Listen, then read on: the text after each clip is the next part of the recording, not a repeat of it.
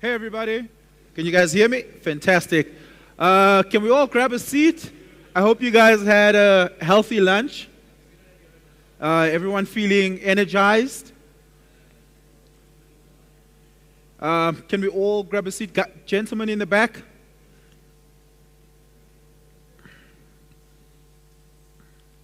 We're almost ready for the next round of pitches. But we're starting off with a panel discussion.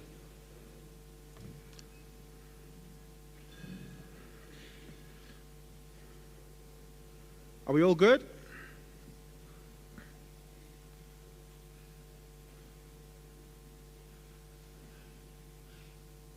Very important panel discussion. We're about to have a panel discussion on the state of tech. On the state of the Startup Act. Is it ever going to happen? That's the question that needs to be answered. An incredibly formidable panel. I'm going to call the panel moderator up to introduce the panel. But if you guys, because I've been seeing some people tweeting, some people posting on LinkedIn, there is no official hashtag, so I'm just going to make up one on the spot. Let's just call it AfricArena 2022. That's the hashtag. So if you are posting on Instagram, LinkedIn, Facebook, Twitter, wherever you are, it's just hashtag AfricArena. And if the pictures are unflattering, don't get a good picture of whatever you're posting. Thank you so much, guys, for your prompt return from the break. And the next panel will be moderated by Matsi Mudise. Matsi, thank you so much for making it. Please do come on stage and introduce the panel.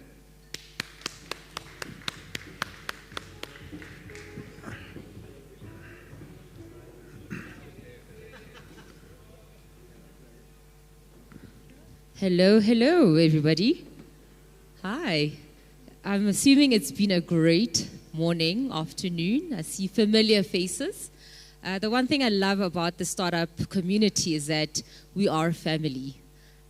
We all have similar challenges. We all have similar dreams. But at the end of the day, it's about succeeding. And we're here as an ecosystem to help each other share ideas.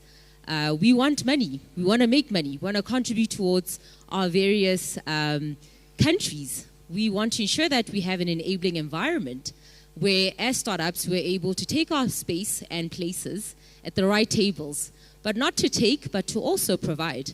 Because at the end of the day, being a startup is about finding solutions to problems and making money whilst you're at it and enjoying it for most of us. I hope you do enjoy the money that you make. So without further ado, the topic of discussion today is Startup Act. Is it ever going to happen? It's a very interesting question because in my mind is the revolution has already started. It is happening on the continent. Each and every day or every other day you hear about a Startup Act in Nigeria, a Startup Act bill in Kenya. South Africa has a Startup Act movement because in South Africa, the legislation exists, but it's how do we define it, or how do we refine it, or how do we make sure that it's something that actually does work for startups? Because we are not startups that are going to build bakeries and it ends there. Nothing wrong with that. We are startups that are wanting to grow, that are wanting to scale, that are wanting to be globally relevant because we are finding global solutions. However, are our African countries creating enabling environments for that? And that is why we then have startups. So could we just put the panel? I'm going to call upon my panelists. We have Murandi Mafumo. Could you come up to the stage? Murende. We have Muzi Mshali. Could you come up to the stage? Muzi. You know, I know Muzi from a long time. Like, it's so lovely to actually introduce him as somebody who's playing a role in the entrepreneurship ecosystem. And then lastly, sorry, can I have the screen up?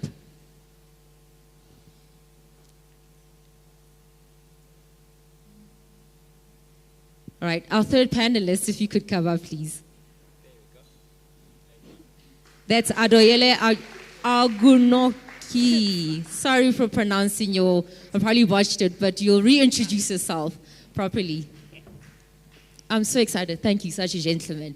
So I have three wonderful panelists that I am going to give them an opportunity to tell us who they are and the organizations that they represent, and also what solutions are they providing in the ecosystem. So if in a very, very brief way, could you in essence introduce yourself and tell us what role do you play in helping startups or being startups yourselves? Okay. We'll start with a lady.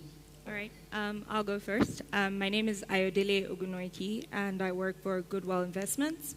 I'm an investment associate at Goodwell, and Goodwell is a VC firm focused on social impact. So we provide funding to startups focused on serving the underserved. And our ticket sizes range from $500,000 to $5 million.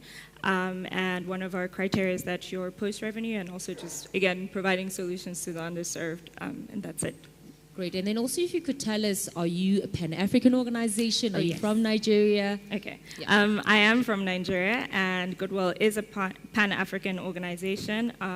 I work for the Cape Town office. We focus on SADC, and we have a hub in East Africa, in Nairobi, focusing on East Africa, and we have an office in Nigeria focusing on West Africa. So whenever we're assessing startups, if your vision is to scale across the continent, we're able to support you, and we're very hands-on in our approach of, supporting startups. Great. Can I call you Ayo, if you don't mind? Yes, you may. Ayodele, thank you so much, and welcome to the panel. Muzi. Yes, my name is Muzuetu Mjali, and I'm the CEO of Entrepreneur Africa. The company originally founded in Norway, and what we're here to do is basically enable the entrepreneurship ecosystem, right, for both the entrepreneur and the enablers. We've been around since 2016, and right now we're changing gears to really disrupt what really is going on here, and I'm happy to be part of this discussion. Thank you, Muzi. Hi. Hello, mic check. Hi everyone, my name is Marendeni. I am from a startup called Kusini Water. We're a social enterprise working to increase access to safe drinking water throughout the African continent. So at this current stage, we operate at the moment in 9 provinces plus Lesotho. We're scaling to the rest of the African continent this year.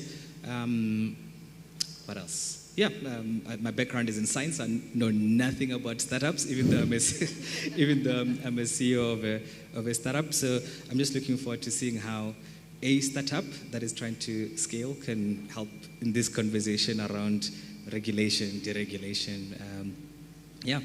That's it. Great, thank you so much. So clearly we have a great representation of the ecosystem. So you've got the startup who has no idea what a startup act is, right? Because at the end of the day, he wants to make money, he wants to solve problems, and he wants to grow his business and probably scale. And then we have Muzi, who in essence is all about how do we give the necessary tools, the guidance for small businesses to actually start their businesses. So they're there to guide and to shepherd. And then we have Ayo, who in essence also they're there to fund in these ideas. So it's a great representation of an ecosystem. But I think the important word is that it's an ecosystem. It all exists within one environment. And we have different players in the ecosystem, and it also includes the government, right?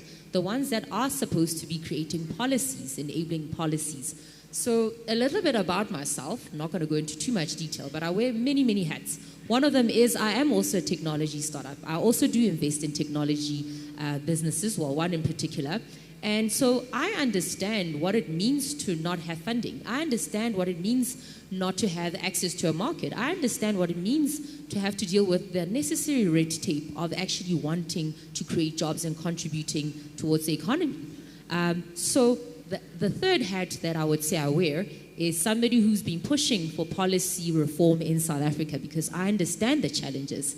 So what we started a few years back in 2020, in fact at an AfricArena conference, was, is South Africa going to have a startup act? Because Tunisia has just established a startup act, and as a country, it's now starting to reap the benefits of having an enabling environment, because it comes from the top, where now the government is invested in ensuring that we understand who you are. You're not a small idea that just started yesterday. You actually invest in research and development. You're looking for investors who are going to empower your ideas. You're looking to access to a market.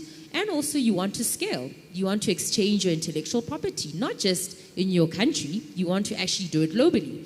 But is your country creating an environment where it's safe for you to start and grow and scale, where it's safe for investors to come in to invest in you because it's easy to get your access to your intellectual property, for investors who are looking for incentives? So there are various components of an ecosystem, but it has to make it easy for you as a startup to really, really thrive.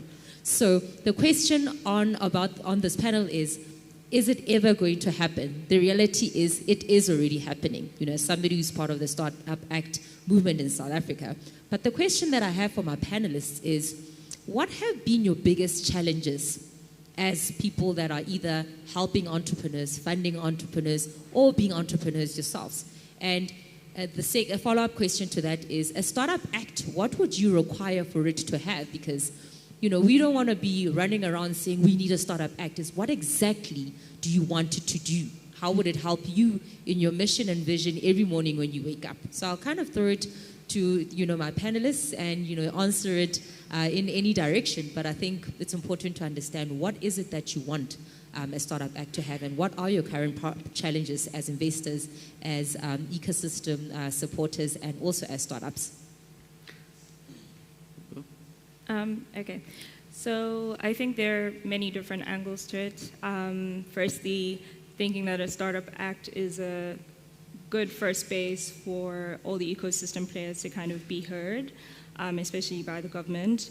And what I would like to see is a framework that creates an enabling environment, an inclusive environment. So if someone thinks that they have something that's innovative and is going to grow at, you know, a high scale and is going to make a big difference, they should have the comfort that they can put their all in the idea without maybe worrying about the financial risk, or maybe having like a safe living environment. And in order for that to happen, they need support. So just thinking about the different startup acts that have been in place, kind of giving founders like a stipend for a year to just support them beyond whatever they're innovating.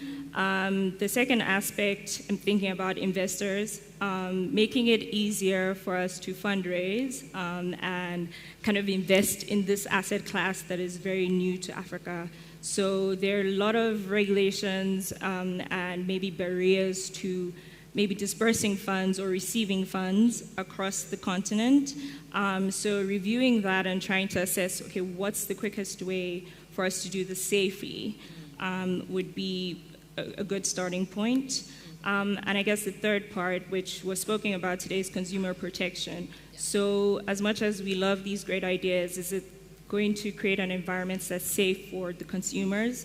How is it going to play out in the next 10 years? And you know, the current risks that we have, are we sure that the mitigants that we provide wouldn't stifle innovation whilst thinking about consumers? So those are the three things I have in mind. Thank you, Ayo. That's great insights. Well, I mean, in the last 5 years, we've worked with organizations or entrepreneurs at different stages of their cycle, and we find that there's like this missing link between incubation and moving them into acceleration. I think we might be faced with the real problem of not having enough startups to accelerate if we don't make sure that we create an ecosystem that is connected, right? So you've got different programs that are operating in silos. You've got different departments in government that are operating in silos. You've got startups that are moving from one incubation or acceleration to another. Serial startups. Yeah, that becomes a business model in itself, right? So I think for me, the one thing that stands out is that we need to just sit down, draw the map. What does it all look like? How do we all connect it together?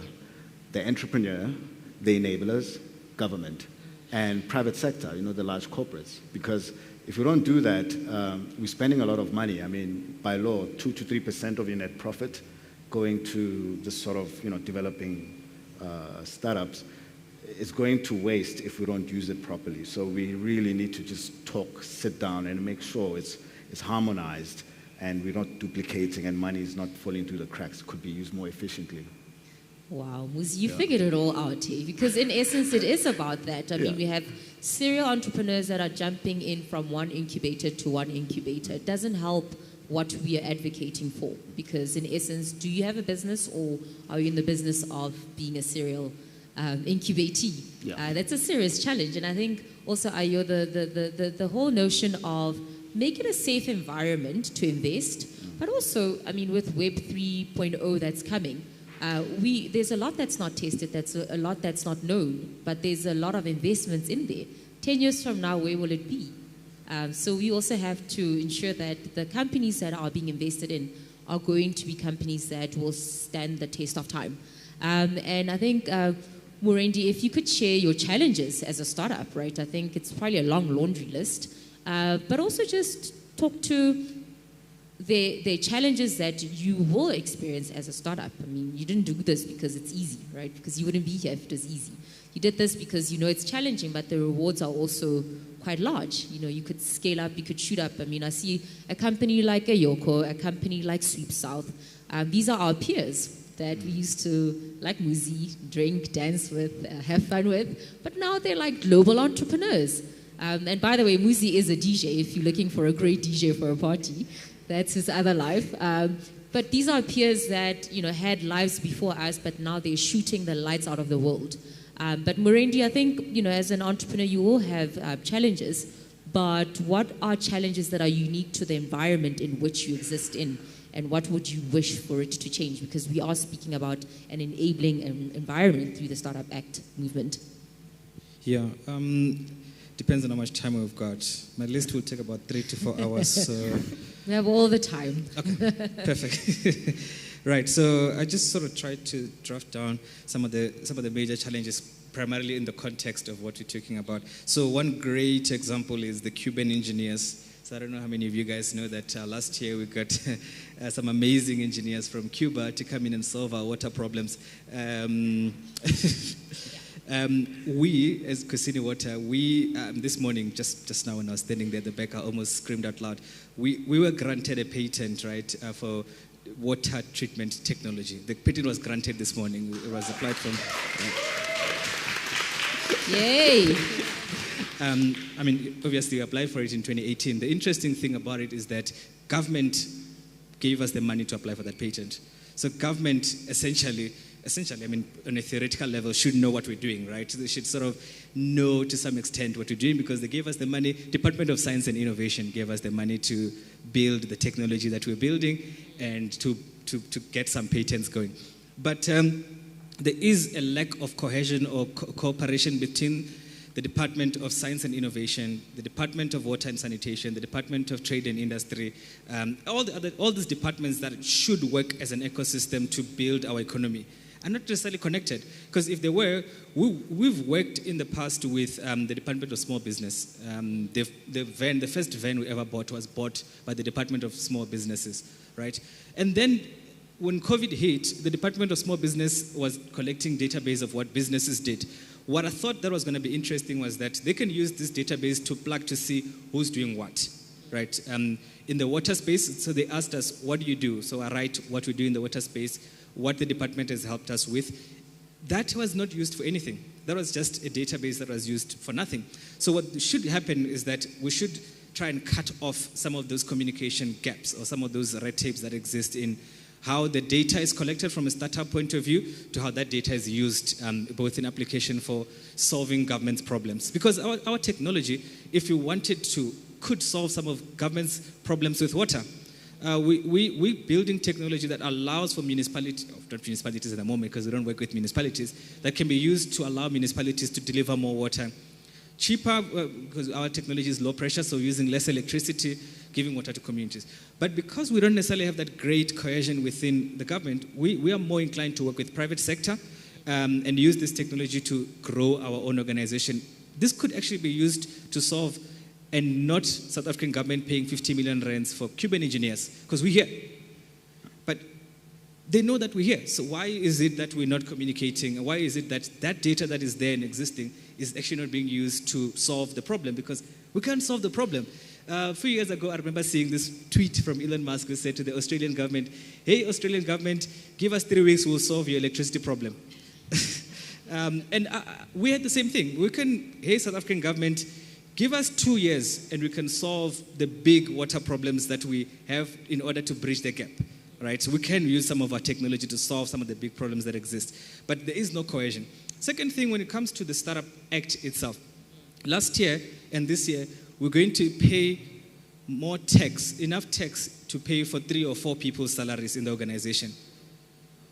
Why? Why not give me some sort of incentive to employ more people so that in 5 to 10 years' time, when I'm a billion rand company, I'll pay more taxes?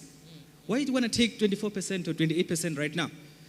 That money would have been enough to fund 2 or 3 jobs. We employ 19 people in the organization. Actually, we could have been employing 23 people, but some of that money we did what? We're paying taxes with it. So to me, I feel like there could be an incentive for tax, especially for a company that could potentially create jobs. So much of the startups that are here this morning can create so many jobs. Why are we not creating incentive to allow those companies to create jobs, to grow a lot faster? In 10 years' time, or in 5 years' time, we're a billion rand company, then we're paying a couple hundred millions, right? Third thing, impact. One of the most interesting things was that 3 or 4 years ago when we started talking about how can government incentivize social impact and allowing for organizations such as ours to get access to funding as a social enterprise. So at the moment, there is no such thing as a social enterprise from a government standpoint. So we have to register both as a PTY Ltd and as an NPC, non-profit company. Those are 2 different entities. So you then end up having to run 2 different organizations. It could actually work out better if you recognize a B Corp, a social enterprise, as a social enterprise, allowing it to create social impact, generate the revenue, and then create the jobs, right? I think there is a little bit of a lack of cohesion, and I think it would be great if the Startup Act can talk a lot to how do you incentivize social impact, how do you incentivize growth from a tax point of view, and allow for enterprises to directly be able to use that technology to solve the problems that exist in this country. I hope that answers your question. It does. Can we give him, actually all the panelists, a hand of applause? You guys have done very well in answering these questions, and I think our audience can relate a lot to your challenges. But also, what I like is that you're not just coming up with challenges, you're coming up with solutions and recommendations. And what I would like to say is that the Startup Act is your friend. The Startup Act movement is a platform where we share ideas, we share concerns, but then as an ecosystem, we come up with ideas and we are a collective voice. Because imagine how many challenges everybody has for their respective. But as long as we can agree as across the board, these are the overarching challenges, incentives, tax reform, our ability to be able to attract this funding, our ability to be able to have at least 3-5 years of actually starting your company before you are taxed. So the Startup Act movement is your friend, and it is your voice because we want you to be part of it. That's why, like I said, I always say I'm just an ordinary South African that wants to grow a business, but instead of just sitting on the fence and complaining about taxes and everything else, I said, let me put my hand up and let me be part of this movement so that my voice is heard and my voice is out there engaging with the relevant people. The good news is South Africa is finding its feet. You know, yes, it's taking a bit of a while. You know, countries like Nigeria, and I'll get to you, Ayo, because Nigeria is doing phenomenally well in attracting investments, you know, growing unicorns. So I'll kind of tap into what it is that they're doing because, you know, Nigeria, Lagos is one of my favorite cities in the world. Forget about Africa. It's chaos. I love the energy. It's chaotic because of its energy. But somehow it's able to find itself globally. It's representing itself globally. It's attracting necessary investment. So there's something that they're doing right. But you know, for our fellow South Africans, we are not anywhere far from that. We really aren't. I mean, I'm not going to be sitting here licking my wounds and saying, oh, poor South Africa. It's like, no. South Africa has gone miles and miles. I mean, in 2014 at Simodisa, which is a non-profit organization, we wrote 7 clear recommendations for for how do we reform an environment for high impact, high growth startups, right? So these are technology innovation driven startups that are creating and creating solutions, investing in research and development, and they are designed to scale. But here are the various components of policy that must be changed. So we were able to clearly outline that because the people that did it were South Africans that are patriotic, but had to find themselves going to places like Silicon Valley to be able to grow their companies globally. Peter de Villiers is our chairperson, and Peter de Villiers is the founder of Clickertel, which is a global business, recently raised $91 million, not rands. So it's a lot of money, and its valuation has skyrocketed. So he and myself and a few interested South Africans came together and said, how are we going to build an enabling environment for people like us to grow and thrive? And so, we've been able to see how the policy has reformed. And I was very excited during this year, during the State of the Nation address, when one of the recommendations we had clearly outlined around attracting talent, the president was able to say, yes, South Africa has a business visa, but now we're introducing a startup visa and a remote working visa. So that is, for us, progress, as slow as it is, because we put this down in 2014, now it's 2022. It's a long-term journey, but as South Africa, we know that we might not have time. So that's why some of these things, and luckily now the president does have the attention of the Startup Act movement. And it's something that if we come together as a collective, we are not sitting on the fence and throwing stones and complaining, because either ways, whether there is policy or non-policy, if you are a world-class entrepreneur, you will make it. You'll find a way. But it's good to make sure that your children's children have a great foundation. So that's why you have to play an active part and be part of organizations like, joining the coalition of the Startup Act movement, because that is you. That is what you want, and you are the voice that has to speak to the government. So, Ayo, Nigeria is doing amazing. It's a very interesting environment, and it's been able to attract a lot of global unicorns. When you hear this company has raised its, chances are the founder is Nigerian. Mm-hmm. What is it that they're doing well? And I know they're also progressing their Startup Act bill or their Startup bill. What is it that you guys are getting right? I would say the first advantage Nigeria has is its population and diaspora. So the fact that there are a lot of Nigerians outside of Nigeria plays a big factor in that.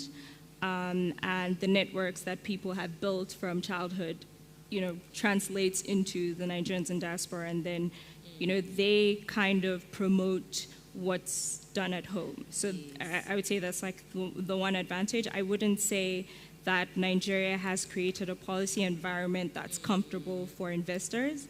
It is still a very high-risk country. The value of the currency has depreciated over the past few years. But in the sense of it being a chaotic environment, people are challenged to think of new ways to approach things and make life more comfortable for themselves. So the typical government approach, or how the government is viewed, is, they're there, but not necessarily enabling directly. I know you've probably read in the past few years, I think it was actually in 2020 or 2019 when people were using Bitcoin to fund the End SARS movement, and suddenly the central bank decided to ban all accounts related to cryptocurrency and any crypto-founded company. So when you think about a government that's, directing policy in that way, and not maybe thinking, okay, let's invite the individuals and the founders who created this company and found a new way to support remittances or transactions outside of the traditional greenback and maybe banking licenses. It's a difficult dance. But yes, they've made progress with the Startup Act. They've drafted the bill. It's been submitted to the president, and he's meant to present it to the Senate sometime this year. They claim to have had conversations with people in the ecosystem, but when you look at the committees they formed, who's sitting on it. There are like 2 people from the startup ecosystem that will be represented, and every other person there is from the ministry, well, the Minister of Finance, the President, and basically heads of ministries. And when you look at our politicians, they're much older than the population they're governing, and there's a very big knowledge gap in the sense of looking at the innovations with eyes of fear and rather of like understanding and trying to see, okay, how can we benefit from this? I think the traction from foreign investors is definitely making them rethink the space and maybe making them more open into, okay, how can we capitalize and capture the earnings that probably are escaping us right now because we don't have any grip on the market. So forward-looking, I think they need to do more in the sense of being proactive rather than reactionary, ensuring that when they do have forums to, entertain people, they have the right players in the room. That would also help them bridge their knowledge gap.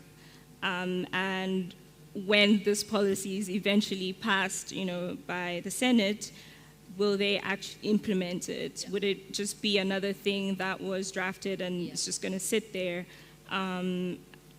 It wouldn't make any difference. It would just be like going from point A to point A, yeah. Ayo, thank you so much. So I'm not going to be selfish and hog the stage. I'm going to give our audience an opportunity to ask questions. There's one question there. Let me take the first 3. There's another one there, the third one. Going once, going twice. Okay, let's start with the gentleman at the back.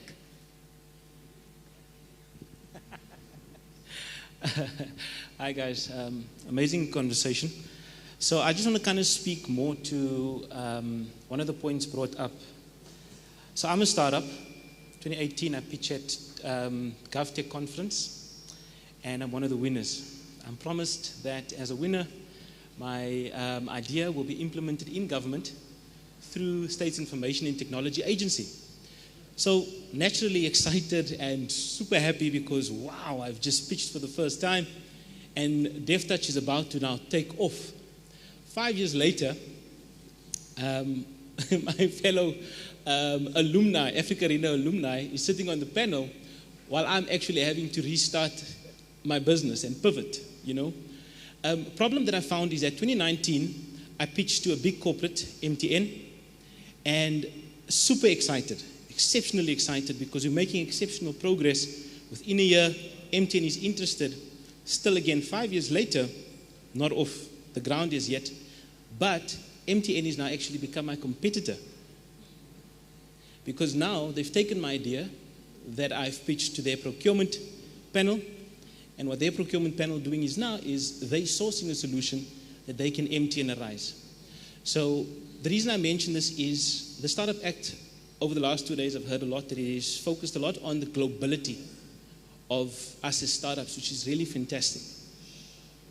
But back home, we are still kind of being looked at by the vultures as the easy prey to solve problems that they ideally would have, and the startup gets nothing out of it because they've got the money, they've got the market share, they've got everything else. So essentially, how do we get this addressed as well through the Startup Act? That's a very good question, and the simple answer is join the movement, because that's where we get to hear your concerns, your challenges, and you also get to be in environments where you can actually say, corporates have a huge responsibility to work better with startups and protect them.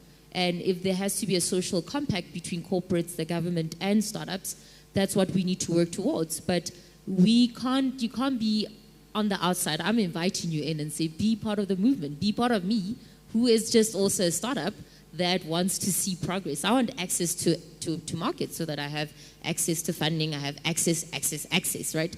And that's why I'm sitting here and I'm playing my part, and I'm inviting you as a fellow startup and say, be part of the movement so that your concerns are heard and you can push for something like a social compact, which does exist. And then also you have a channel of voicing your challenges and say, MTN, I am calling you out. So as a startup community, we need to come together and work together, because with you going there by yourself, it's going to be difficult, versus if you going there with a whole community behind you, because they actually agree and can attest and can actually understand where you're coming from. So simple answer to that is join the movement. So I'm hoping that the guys there in the tech can put the Startup Act website so people can join the movement. All right, I had another question there.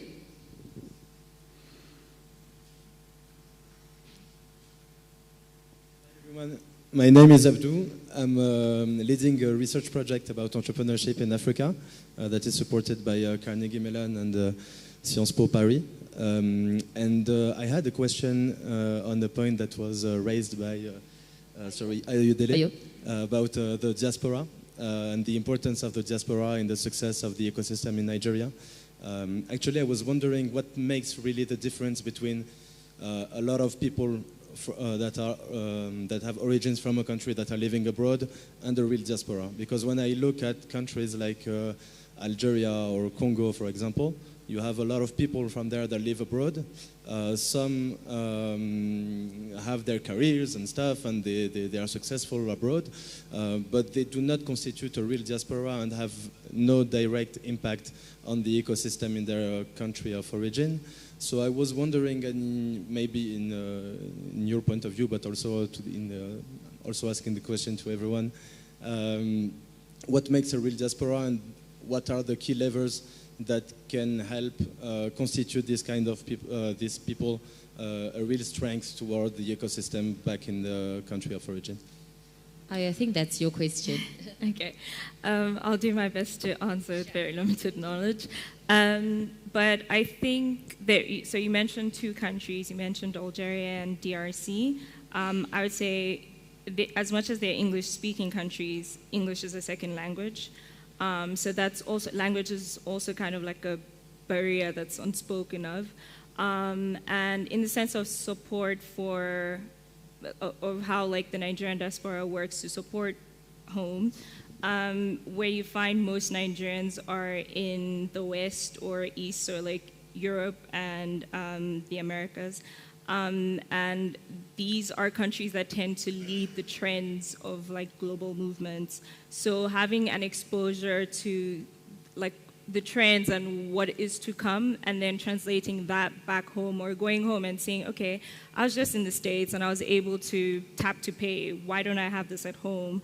And then just coming up like your friends or something and just saying, okay, I saw this, it worked there. Why did it work there? And how can we make it work there? There are always like those conversations ongoing. They're very high touch points of like trying to bridge what they've seen with what is going on at home. And another thing is there tends to be a very strong community of, if outer is not going to support inner, let's try and make it happen ourselves first. And it's not an easy thing to get to. A lot of people get burned along the way. I'm not going to say it's like a pretty perfect story, but that's typically the nature of things. It's like, I have something, or we have something to prove for ourselves. Mainly, firstly, again, the reputation of Nigerians across the world is not a great one. So it's always like, I need to prove people wrong to be heard. And that's another driving force for things. I hope that answers your question. Thanks, Ayo. I think we had a last question. Gentlemen. Yes, you. It'll be a last question, and then my panelists should just think of their parting shots over and above encouraging everybody to join the movement. Okay. Hi, it's Temiso Zwane here, Go-Getter Limited.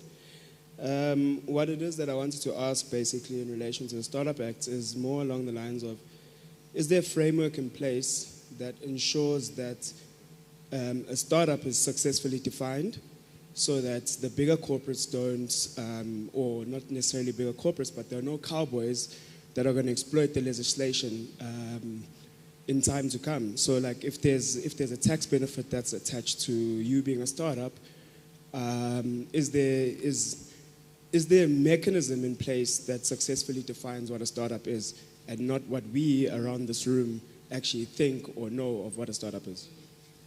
That's a very good question. I don't know if somebody wants to take it, but I mean, Muzi? Yeah, I mean, it's a very, very good question. And, you know, and what I foresee happening with the Cowboys is setting up 100 startups in order to get that tax break, right? That's what you're referring to in the most part.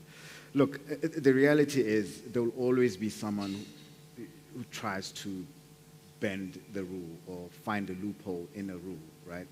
But I think the most important starting point is to actually create this framework, right? And we don't know how this is going to pan out once it's enacted. I actually think that the Startup Act is going to happen. But once it happens, there's a world of learning that is yet to come as well. So I would suggest we don't take a too cautious of an approach. Our situation is dire. I think we need to take risks. Our leadership is old and running out of ideas. Let's join the Startup Act movement and post those questions there and rabble-rouse, you know. Caution, there's no space for caution anymore. I think we've gone past that stage long ago. We have to take risks. And we'll find out if it works, and if it doesn't, because of this big movement and the big numbers, can we affect changes at a faster pace than how it's been going on? I mean, Mati spoke about something like they started in 2014 and it only is happening now. That can't be acceptable anymore. You know, I mean, to her point, the diaspora.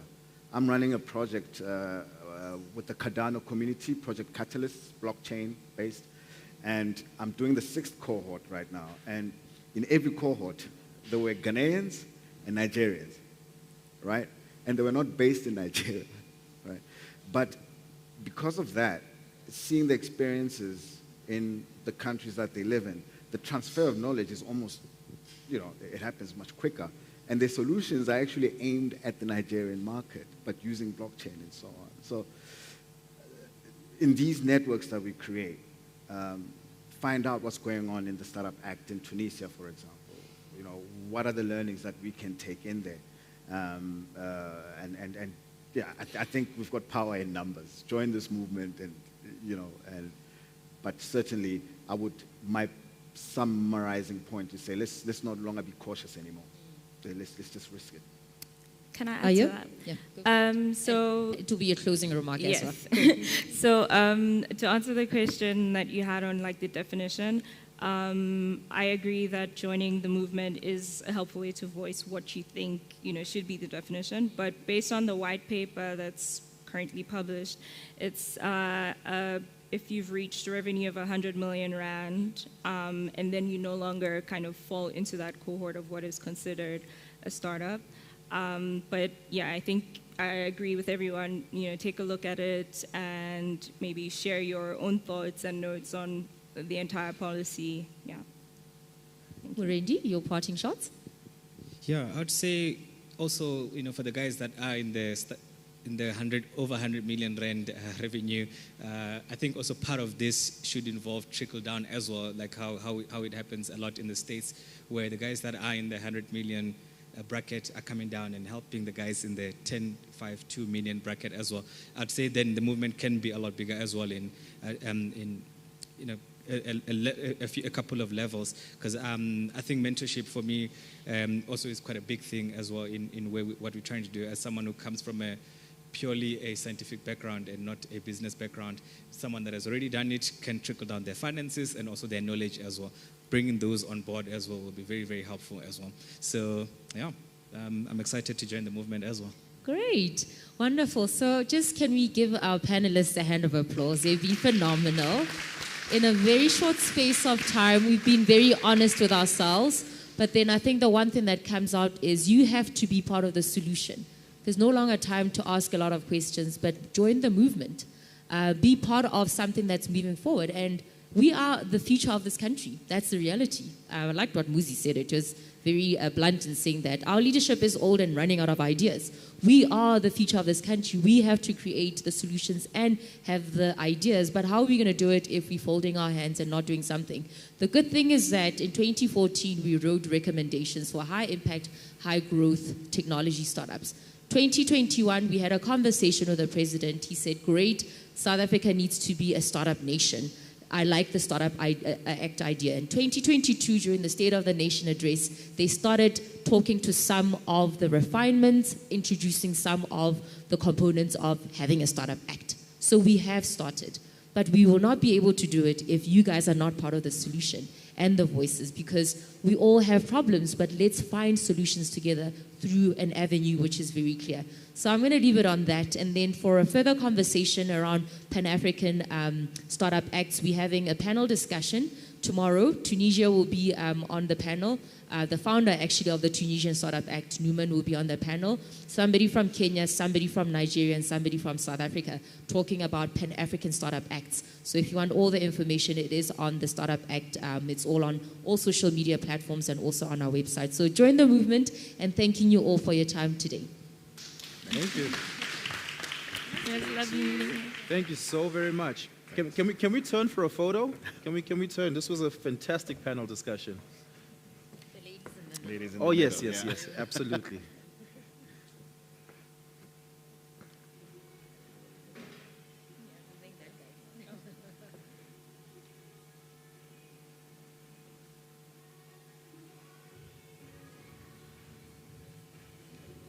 Thank you so much. The next keynote address, look, everything that's happened here today has been incredibly important, but I think the next keynote address is significantly more important, because we're all here because we want money. And the guy who's about to speak to us next is going to tell us how to get that money so that our startups can get the funding that it needs. Clive Butko of Kalon Ventures is joining us, and his keynote will be on 10 lessons for entrepreneurs when raising venture capital. We certainly all need some of that advice. Give a round of applause for Clive. Thanks, man. Is this, can everyone hear me okay? Okay, yeah, well, good afternoon to everyone. Thanks for making it. It's good to see a nice turnout out here, and good to see an event in Joburg for a change. I'm always doing this at Workshop 17 in Cape Town, or somewhere else in Cape Town. So it's actually a nice change actually being in Joey's. And hopefully a lot of you are from Joburg, and to see some Joburg entrepreneurs. So just quickly as a way of introduction, I've always been, since a little kid, I've been an entrepreneur, the typical lemonade stand, built carts. I built a little cart business. I had so many businesses. I was 7 or 8 years old, and I started working in a clothes shop. Then I did a BSc, a computer science and mathematics degree. I was going to go and join, I actually was going to start my own company, a tech company. This was back in a long, long time ago. And I was headhunted by a company called Arthur Andersen, Accenture, and I joined Accenture. And I stayed and worked in Accenture for about 28 years. I became the COO, built with the guys about a 4.5 billion rand business. I had the privilege of working in Silicon Valley in my younger years, actually exited 2 companies in Silicon Valley long time ago. There were 2 tech companies in the old client-server architecture. There was no internet. There was no Web 2.0. There was definitely no metaverse in Web 3.0. That didn't exist. So that was my opportunity. I worked with some of the top venture capitalists, and I learned some incredible lessons to bring back to South Africa.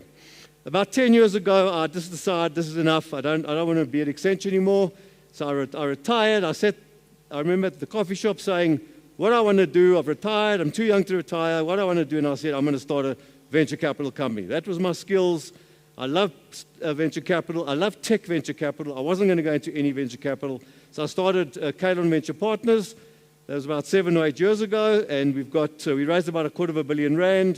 We've got, I think, soon to have about 12 investments, and fortunately, bar one, all of them are going really well. So that's been fantastic. So what I'm going to talk about today, I think that maybe the title is just a little bit misleading. I spoke to the entrepreneurs yesterday about the 10 lessons of growing and scaling a great business. So when we talk about raising venture capital, everything you need to do to grow a great business is also what you need to do to raise venture capital. So don't let this confuse you. You don't need to raise venture capital to build a scalable startup, particularly in the tech space. You can build a unicorn, a billion-dollar company without raising venture capital. Everyone thinks you have to raise venture capital. Venture capital is the panacea for building a great business. It's not. It's not. It's one way of financing capital to build a great business. So what I'm going to talk about today, these 10 lessons, is actually how you build a great business. And if you build a great business, I'm going to knock on your door and say, how much money do you want? I want to put 15 or 30 million rand into you because you've got a great business. So please discern between the two. And for those of you that I spoke to yesterday, there will be obviously some overlap, but I think these lessons sometimes you have to hear more than once to really help them, help cement them coming forward. So I'm going to talk about my 10 lessons. I've got a lot more than 10, but in the time that we've got, I'm only going to go through 10. So number one, and there will be a few minutes for Q&A later, so if you've got any questions, just mark them down. And I think what I want to achieve today is 3 objectives. One is, you listen and you hear about other ways of doing things from someone that's been there, done it, made all the mistakes. I've built about 100 tech businesses. I've failed at quite a few of those, but I've probably learned more from the few I've failed at than the 90-something that I've succeeded at. So learn from someone that's done it before. And if I say something that resonates, write it down. They say if you write something down, you're going to have 5 times more chance of remembering it than if you don't write it down. So just write it down. So, and also, I want you to have, when you walk out here today, I want you to have not just more information. Everyone talks and there's lots more information. We all get information. But I want you to have a plan. So it's a plan for how do I build my business to help me grow towards a unicorn. And we all talk about a unicorn. Maybe it's a decacorn. But let's get to $1 million rand, then we'll get to $1 billion, or $1 billion rand, $1 billion. But that's what I want you to write down and have a plan of how you're going to do this. So let me tell you now, me as a venture capitalist, what am I going to look for? How do you need to grow your business that you can one day, and hopefully very young, you can retire, and then you can come and do what I do, and then you can be the venture capitalist as opposed to being the entrepreneur. But the most important thing we look for, at the end of the day, I do not invest in products. I do not invest in ideas. I do not invest in services. I invest in people. Okay? It's people. So if everyone says, what's your 5 key criteria for investments? People, people, people, people, and people. Okay, then there's the product, then there's the target addressable market, then there's the traction and all the other things I'll look at. But if you're not the right team, you're not getting my money. It's simple as that. You have to have the right team. And this is really important, guys, because how many of you here are building your own businesses or CEO or founders of your own businesses? Okay, quite a lot of you. How many of you think when one day you want to sell your business for R1 billion, you will still be the CEO? Okay, great. But not all of you put your hands up, which is right. Because let me tell you what happens actually.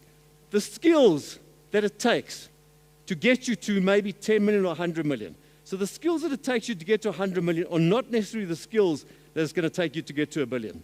Not you, not your current team. So your vice president of marketing, sales, product, engineering, customer service, customer success, it doesn't matter. Often you actually reach a point that you actually can't go further. You reach the seeding, and you need to find other people to actually take you to the next level. So just understand that we back the jockey and not the horse. And typically we want to back more than one jockey. But let me go into that now. So people, people, people. We want people that have got domain expertise, that have done it before, that shows that they're passionate, they're absolutely hungry. I want to see desperate people. I want to see desperate people when I invest in them. I don't want to see people that have come from lots and lots of money and they'll wake up one morning and say, nah, I've got my father's money, why do I want to do this? I was a kid who came up with nothing, okay? So I had nothing as a kid, nothing. I was desperate. I was desperate that I was going to give my family an opportunity that I couldn't have. Desperate. That was what I was. And I came from absolutely nothing to be able to retire at a very, very young age. And that was desperation. That was because I was more desperate than the next guy. I put more effort in than the next guy, and that's why I made it, and unfortunately, they never did. But just mark your questions. Okay, number 2 is similar to number 1, but what you have to understand in building a business, no one, and I say no one, and maybe there are a few exceptions, but even if you take Apple was built by Wozniak and Jobs, okay? Wozniak was the tech guy, if you don't know Steve Wozniak, and Jobs was the marketing sales guy. Everyone thinks Apple, Steve Jobs. No. Wrong. Apple, Steve Jobs and Steve Wozniak. Two of them did it together. If you look at Microsoft, you think it's Bill Gates. Bill Gates and the other guy. I can't remember his name, but the other guy. There were 2 guys. Okay? So there's two or more people that build most businesses. Now, there's a statistic done in Silicon Valley. They took about 1,000 businesses, tech startups, and they said, look at 1 startup founder, and look at 2 startup founders, and look at 3 startup founders. And who was the most successful in all these businesses? And what they found is the ones with 2 startup founders were 50% more successful than the ones with one startup founders. No different to the 3 startup founders, but once it got to 4 and 5, then they started going down. There was too many. You can't have that many startup founders because everyone starts stepping on each other's toes, and you've got too many cooks in the kitchen. So the key thing here, what I'm saying is, in a tech business, who's just building a tech business? Who's not involved in tech here? You're all involved in tech. Okay, I'm going to assume you're all involved in tech. Great, I'm in the right place there. If you're in a tech business, you need 2 types of people in a tech business. Okay, you need an engineer, right, or engineers. Does anyone can build a tech business without engineers? Okay, so you need engineers. What else do you need? So you need someone that can build it. You need salespeople. Someone's got to sell it. Because you can have the best technology in the world, but if you can't sell it to the market, you don't have a business. So you at least have to have the hackers, and you have to have the hustlers. Okay? The hustlers are the salespeople. The hackers are the engineers. And you're going to start with 1 engineer and 2, 3, 4, 5, 10, 20, 50, whatever it is, 100. But you also have to have the sales team. And initially, who are the best people to sell your product? Who is the best and only people that can actually sell your product when you start a business? The founders. There's no one else. You can't go and hire Clive because I'm a good salesman. You can't. Because I won't understand the deep nuances about what differentiates you. I won't understand what makes you different. I won't understand the nuances that a customer's going to see. I won't understand a lot of stuff. So you need to have the builder and the seller. At a minimum, the builder and the seller. So if you're an engineer, okay, if you're an engineer and you want to start a business and you don't have a salesperson, what do? You go and find one. You go and find one. You can call him your co-founder. You can call them sales. Hopefully you call them the co-founder. Give them 20% equity. Because that's how, the whole point about taking the journey loan, there's no I in team. You know, there's no I. This is about the team. You've got to understand it's about the team. Now, there was another survey done, and it's a very, very interesting book called The Hard Things About Hard Things by Ben Horowitz. And it talks about if you want to be rich or you want to be in control. And this is one thing that you've got is people that actually want to be rich don't worry about control. So they can have less equity and they make more money. So they give equity away to bring the right people on board and they make more money. So that's the being the king opposed to being in control. So people that wanted to be kings, that wanted to be in charge of their businesses, made much less money than the people that actually wanted to give away and not be in control. So that's actually based on empirical data. If you want to make money, control is not the most important thing. Give away the equity to the right people. If they are conducive to building the ROI and increasing your ROI, bring someone in, give them some equity, and let them run with it. That is going to pay you in the long run. Okay, so this thing here is about solving the problem you solve, not the product. People don't buy, now listen to me, people don't buy products and services. Okay, I'm going to say that again. People don't buy products and services. Your clients, your customers, they don't buy products and services. They buy solutions. Okay? They buy solutions to their problem. That's what they want. They don't care I'm selling them AI or machine learning or augmented reality or blockchain or the metaverse, or no one gives a continental damn about that. What they care about is how do I make my life easier? How do I get more successful as a customer? How do I make my team more successful? How am I going to get promoted? WRRFM. What's in it for me? So if you're a salesperson, always have this WRRFM. What's in it for them? Not for you, for them. So you have to sell them a solution, not a product or a service. They don't buy that. You must sell them. I'm sure you've all heard this analogy, but the metaphor of having either buying a painkiller or buying a vitamin. So you have to sell them a painkiller, right? You've got to assume, just imagine Clive here, standing here, okay, with all my hair. You've got to assume my hair is on fire, okay? Now, if you are a fire extinguisher salesman, what's going to happen? Am I going to buy from you? Am I going to buy from you? My hair is burning now. Am I going to buy from you and you're selling fire extinguishers? Absolutely. And how much am I going to pay? Anything. Anything. If you tell me it's worth 100,000 rand, I'm going to give you 100,000 rand. I want a fire extinguisher. So you've got to sell a painkiller, not a vitamin. A vitamin, I'll give you an analogy. You're on your way to work, and you're halfway in the traffic on your way to work in the old days before COVID, and you think you didn't take your vitamin. What are you going to do? You're going to go continue to work, or you're going to go home for your vitamin? You're going to continue going to work. But if you forgot your headache tablet, you're going to get back and go home and take your headache tablet. So you need to sell painkillers and not vitamins. Vitamins don't solve problems. Vitamins are nice to have.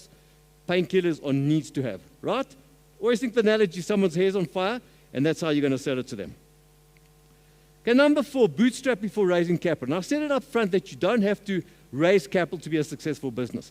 But what you should try and do, everyone says to me, Clive, I can't grow my business because I need capital. I say that's nonsense. You don't need capital. You don't. If you are building the next Tesla car, yes, you need capital. If you're building the next internet link to satellites that are going to fly over Ukraine, yes, you need capital. If you're going to build the next CT scan that runs in Netcare and takes a scan of your body, yes, you need capital. But you guys here in tech businesses, because I know you don't need much capital for a tech business. You can come up with a straw man model or a pilot within a weekend or 10 days. You need an internet connection, you need an iPad with a browser, and you can actually go and build your business. So bootstrap before you build a business. If the best funding you can get, now listen to me here, the best funding you can get is customer funding. Okay? So why is customer funding so important? So you go to your customer and you speak to the customer and say, what are your problems? These are all my problems, and I really. So if I built this for you, would you buy it from me? Absolutely, I'd buy it from you. And how much would you pay? I'd pay X amount. So let me ask you, Mr. Customer, why don't you prepay this order so I can start this development, and then I'll develop it for you. Often they'll do that. And the nice thing about them doing that is it's non-dilutive capital. So there's no dilution to your cap table. You're not giving away 10, 20, 30, 40, 50%. You're not giving anything away like you would to a venture capitalist. You do give, if I put $5 million in your early stage business, I'm going to take 50% of your business. That's a killer for you, it's a killer for me. No one wants to do that. Rather bootstrap your business, bootstrap it and get it to without spending any money. What you must remember, there's something called OPM, OPB, other people's brains, other people's assets. Just remember about those things. Other people have got what you need. They might have, you need a camera. They've got the camera that you can borrow from them. They've got that assets. Other people's brains, other people's resources. Go and find other people. Find people in your community that want to help, and maybe you'll give them some equity. So always think about what other people you can get involved to help you grow your business. And I'm telling you, you'll find someone. You just got to look hard enough. Don't take no for an answer. Keep on looking, and you'll eventually find someone. Okay, number 5 is get out the building. Now, why do I say this? I make the joke that, I just told this to the guys the other day, but I used to head up technology sales at Accenture before I became the CIO, and I had about 100 people reporting to me. And one weekend, I just got some removal company. They came in, they took all the desks, all the PCs, everything, and they took it all away, everything. So on the Monday morning, I had like a strike outside my office, and everyone said, where must I sit? I got nowhere to sit. So I said to them, stop for 1 second. You tell me how many customers you see, and we were here in Herodine, just up the road here. I said, how many customers do you see in this building? And I got dead silence. Because what was the answer? 0.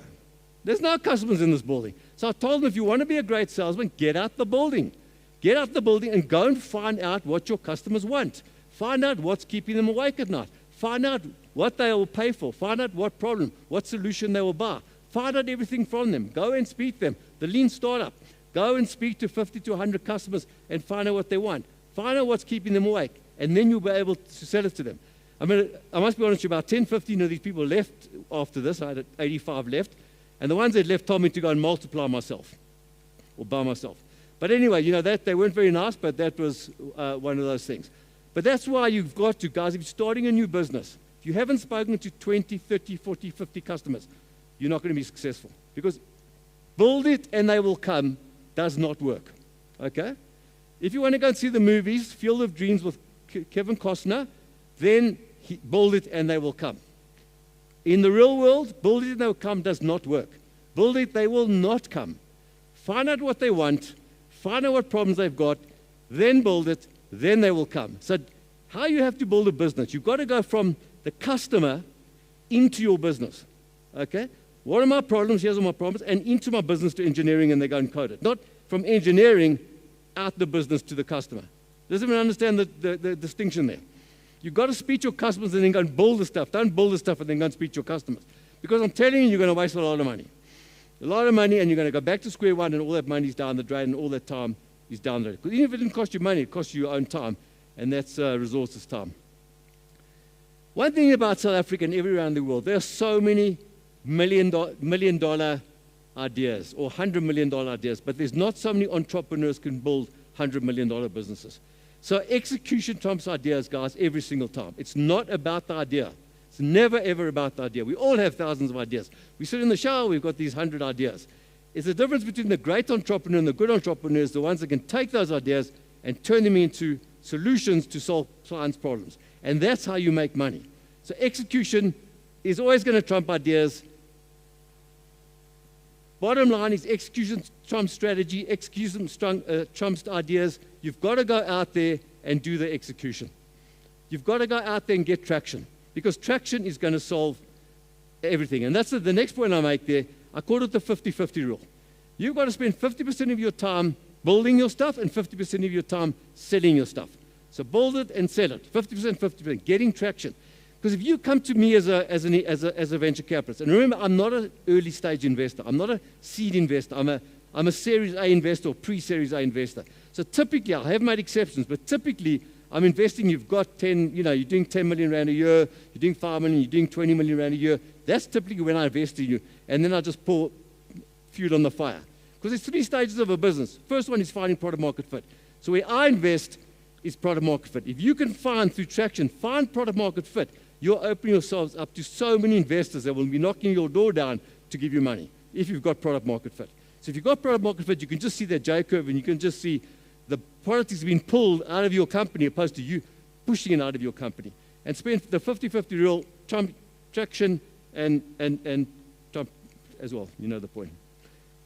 If I said there was probably one most important, I said it was that we invest in people, which is number one. But number 2 is insufficient focus. Let me tell you what I see as a venture capitalist. And we see I've got Laron there as the CEO, and I've got Sean there as another one of our team members sitting there. But what do we see all the time? We see so many businesses, early stage, middle stage, late stage, et cetera, et cetera.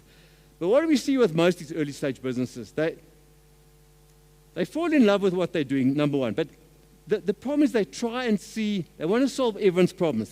Too many markets, too many verticals, too many products, too many problems that are being solved, blah, blah, blah, blah, blah. So they start up, how much revenue you got? Nothing. Or they've got 5,000 rand a month, and they've already got 5 products, they've got 5 markets, they've got 5 everything else that they should be doing. No, stop. One product, one market, one problem that you're solving. One. So what you typically find with most entrepreneurs, they go mile wide like that and go inch deep. So they're inch deep in retail, an inch deep in insurance, an inch deep in banking, an inch deep in ... Rather than saying, I do nothing, but I want to go mile deep. Let me take insurance. So this problem is an insurance problem. One of our companies have got this exact issue. That's what we've tried to do, and we've just spent more and more and more cash. And now we're looking and saying, shit, we've got a cash crunch. And we said, stop everything there. We're just going to focus on insurance.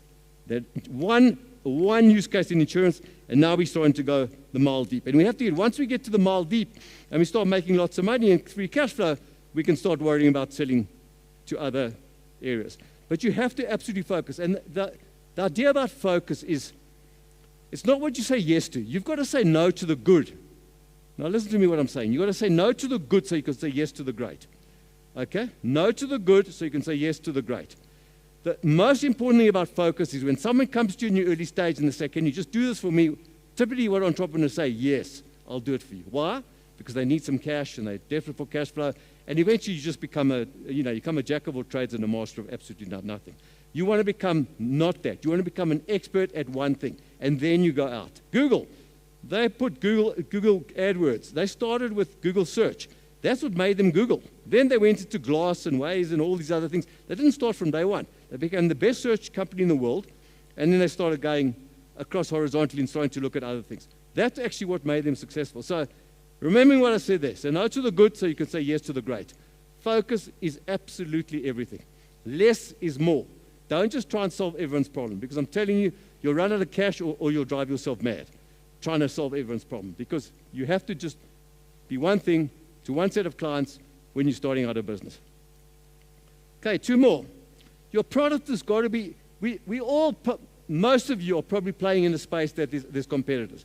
Who here hasn't got a competitor anywhere in the world for what you're doing? I'm happy none of you put your hand up, because if you haven't got a competitor, you're probably building something that no one wants. Okay? There's nothing wrong with competition.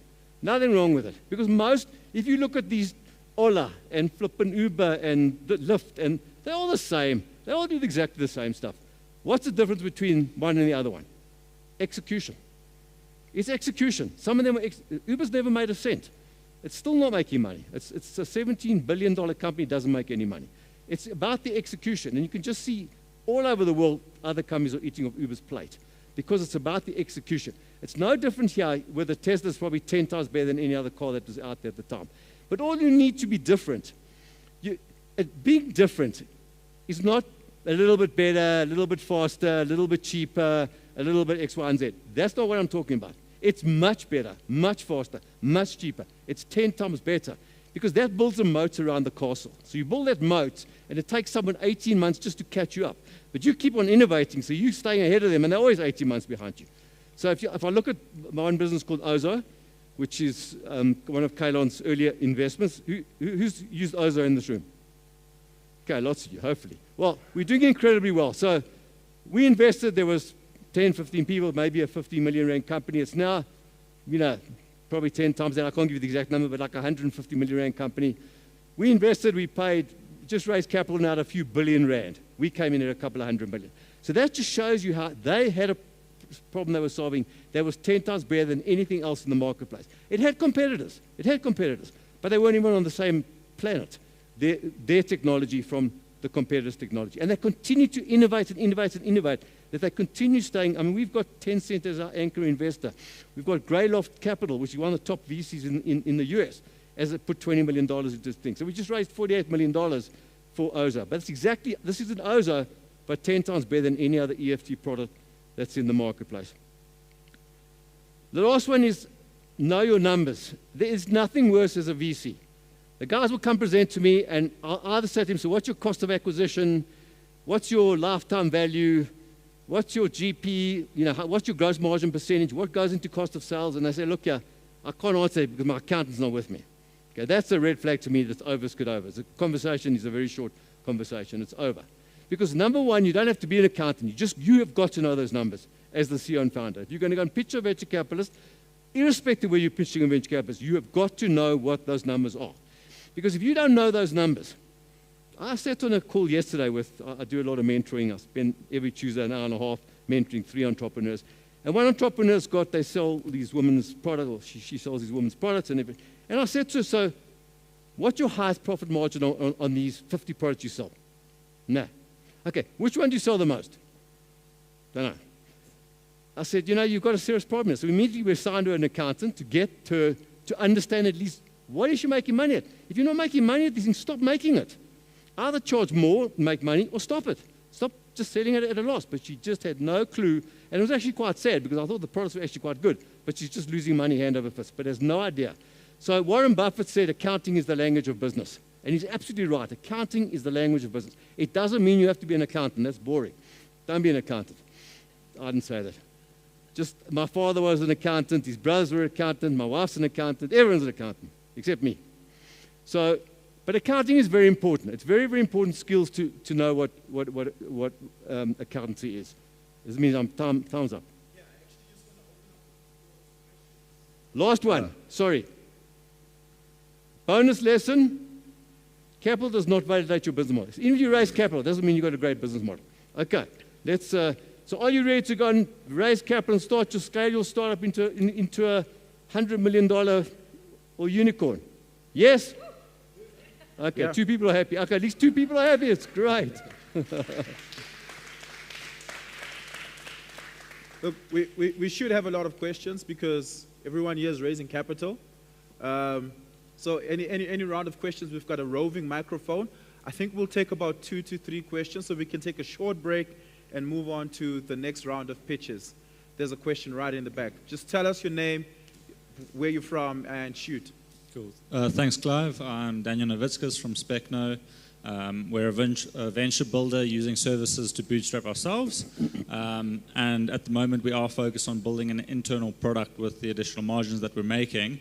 And so we're also beginning to look at what it will take to raise capital, and are already starting to think beyond just the seed route. You know, would we like to expand overseas, and then what would that look like? And just in the discussions we're having, we were quoted 300,000 Rand by lawyers in order to set up a US-based structure that, you know, doesn't trigger capital gains tax as we raise a second round. And so my question is, how, and maybe this isn't for you if you are investing at the Series A stage, but how do you set an entrepreneur up in South Africa to be able to raise a round locally, ensuring that they can still go abroad and raise there? Yeah, I think it's a great question. I mean, I'll tell you just my view as a venture capitalist. I don't think you should set up an offshore operation from day one. You don't need to. You're running way ahead of yourself. Way ahead of yourself. Yeah. Get some traction now. So let's take our companies as an example. Ozo, we're now setting up an Amsterdam entity. Laurent and I were on the phone just before we came out here. We invested in another company in Cape Town, which has got a UK domiciliation. We've just taken another one of our companies called Mobus to Delaware, to the US. But Mobus is doing 60, 70 million. And now we're taking it to the US. Senmark, which is a cybersecurity company, is doing about 30, 40 million. We're now taking it up to Amsterdam. So they've got money. They've got profitability. They've got lots of venture chasing them, $5, $10, $15 million. That's the time to do it. You can do it now, but 300,000 Rand for a small little business, I imagine, is a lot of money. It's a hell of a lot of money. So maybe you give the lawyer some equity, 0.5% for in exchange of the 300. Nothing wrong with that. Nothing wrong with that. You incentivize the lawyer because you've got the equity. You have the equity. You own it. You can give him that 300. But I wouldn't spend 300,000 Rand right now on that thing.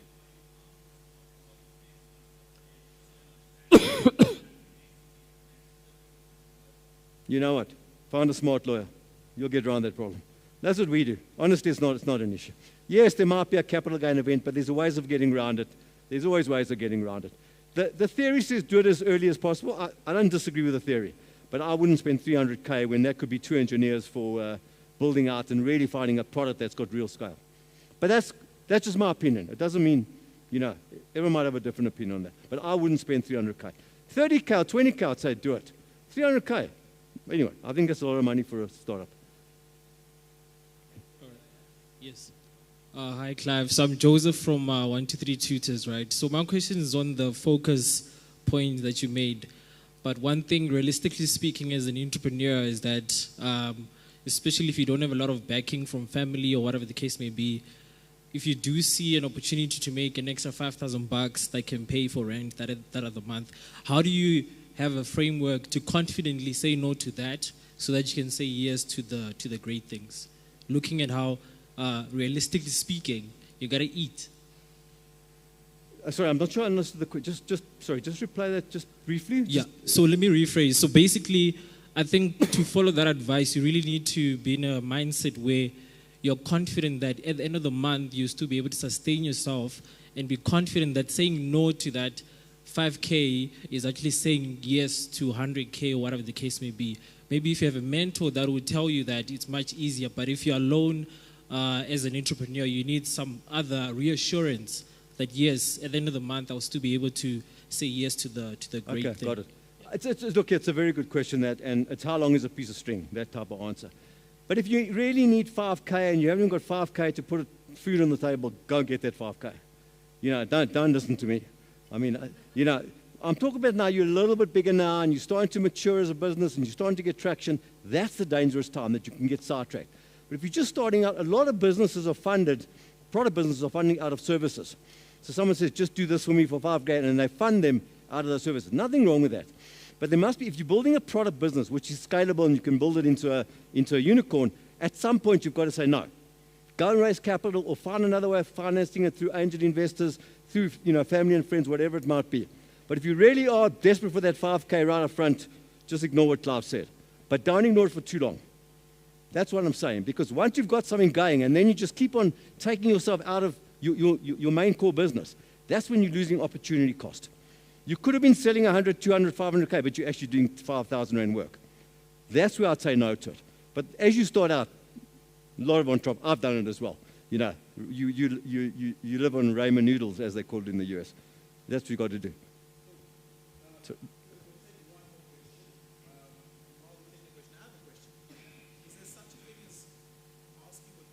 much money? It's such an interesting question. That there absolutely is. There absolutely is, because I believe if you've got no money, you must be very frugal.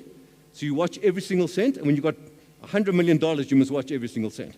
So the way you look after money when you've got a very small business must be exactly the same way when you've got a very big business. What happens in the real world? They buy the snooker tables and the foosball tables and the flipping hot dog machines and everything, and you walk around with a Porsche, etc., etc. Wrong behavior.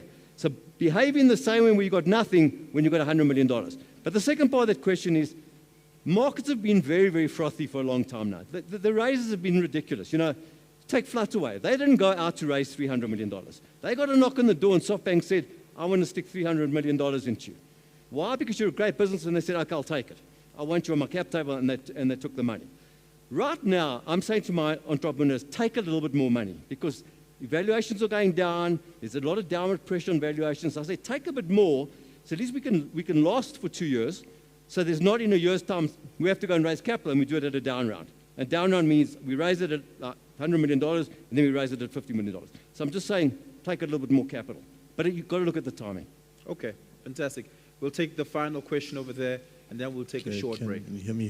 Hi, Clive. Thank you for your... Please do stand and just say your name. Where you're from. Again, I'm Aaron from 123 Tutors, the CEO and founder. So, Clive, I just want to... speak up a bit? Sorry.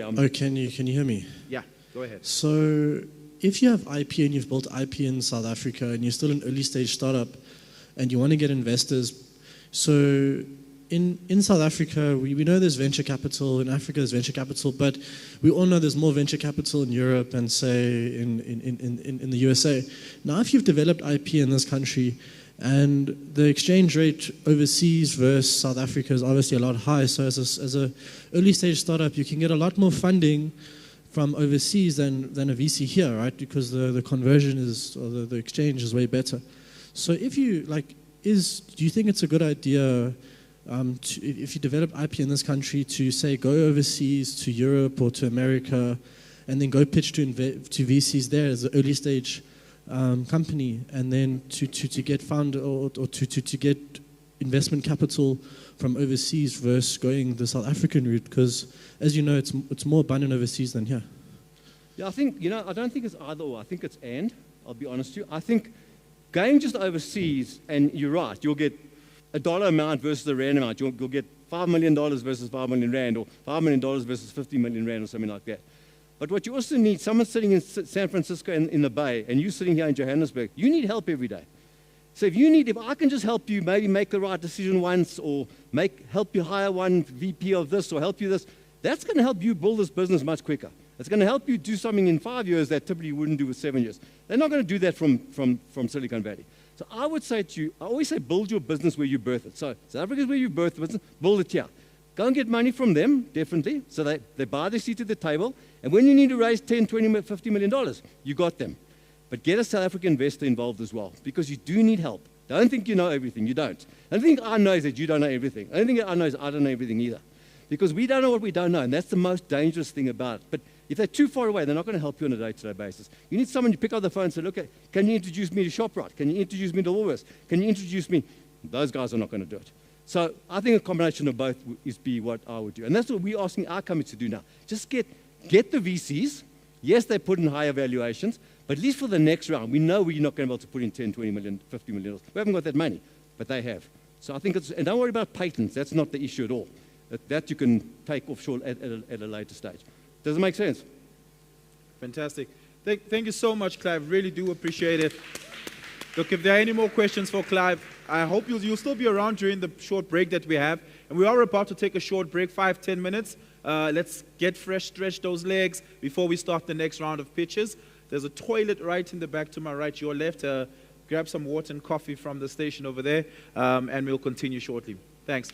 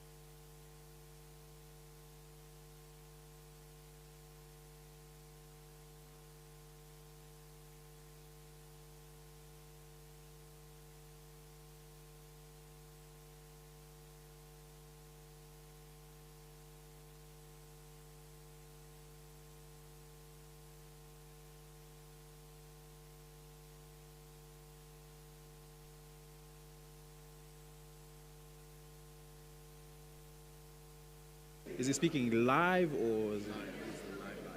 Oh, okay. For 10 minutes, right? 10 to 15 minutes.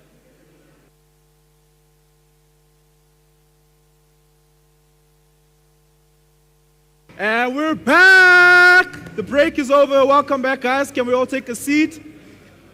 We're about to go in a short while into the next round of pitches.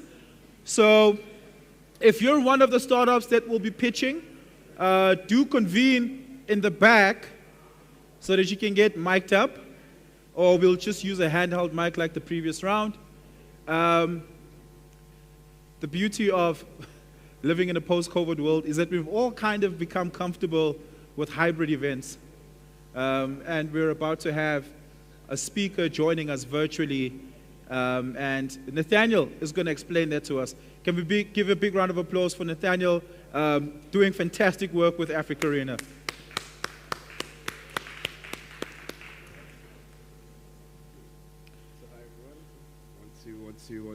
One, two. Cool. So hi everyone again, Nathaniel here. Just ahead of, as you can see on the screen, who will come on later. Oh no, I think we just lost Bastine, but that's okay. We are doing a partnership with Viva Tech on the 4th of June called this most amazing scale event. We're going to be taking 10 startups from Africa throughout the globe who will be joining our Africa Rise program. And then from there, what's going to happen is we are going to showcase them on a standalone day event on the 4th of June where they will present, we'll help them with deal flow, get them into the European market. But pretty much what this event is all about is we want to help African startups scale beyond the African borders, create deal flow across the borders, help people to gain access to foreign markets.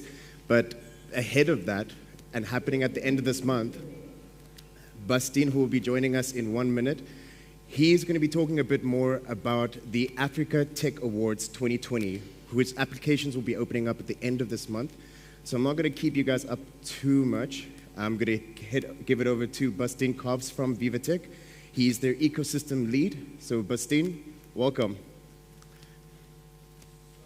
Oh, we're having a bit of a network problem. So let me tell you a bit more about the scale program that we are hosting. So subsidiary to AfricArena, we do have a program called Africa Rise. So Africa Rise has a Rise, Raise, and Scale package, but this specific event, this Viva AfricArena event happening on the 4th of June is one of our many scale events that will be scaled upon in 2023. So this year, we're going to be heading to Europe to try and give startups access to foreign markets. And then we will scale it to the Asian market. We'll be scaling it to the American market in order to help you guys really gain that access and really support that deal flow. But guys, put your hands together for Bastine Cobbs from Viva Tech. He is their ecosystem manager, so please give him a hand of applause.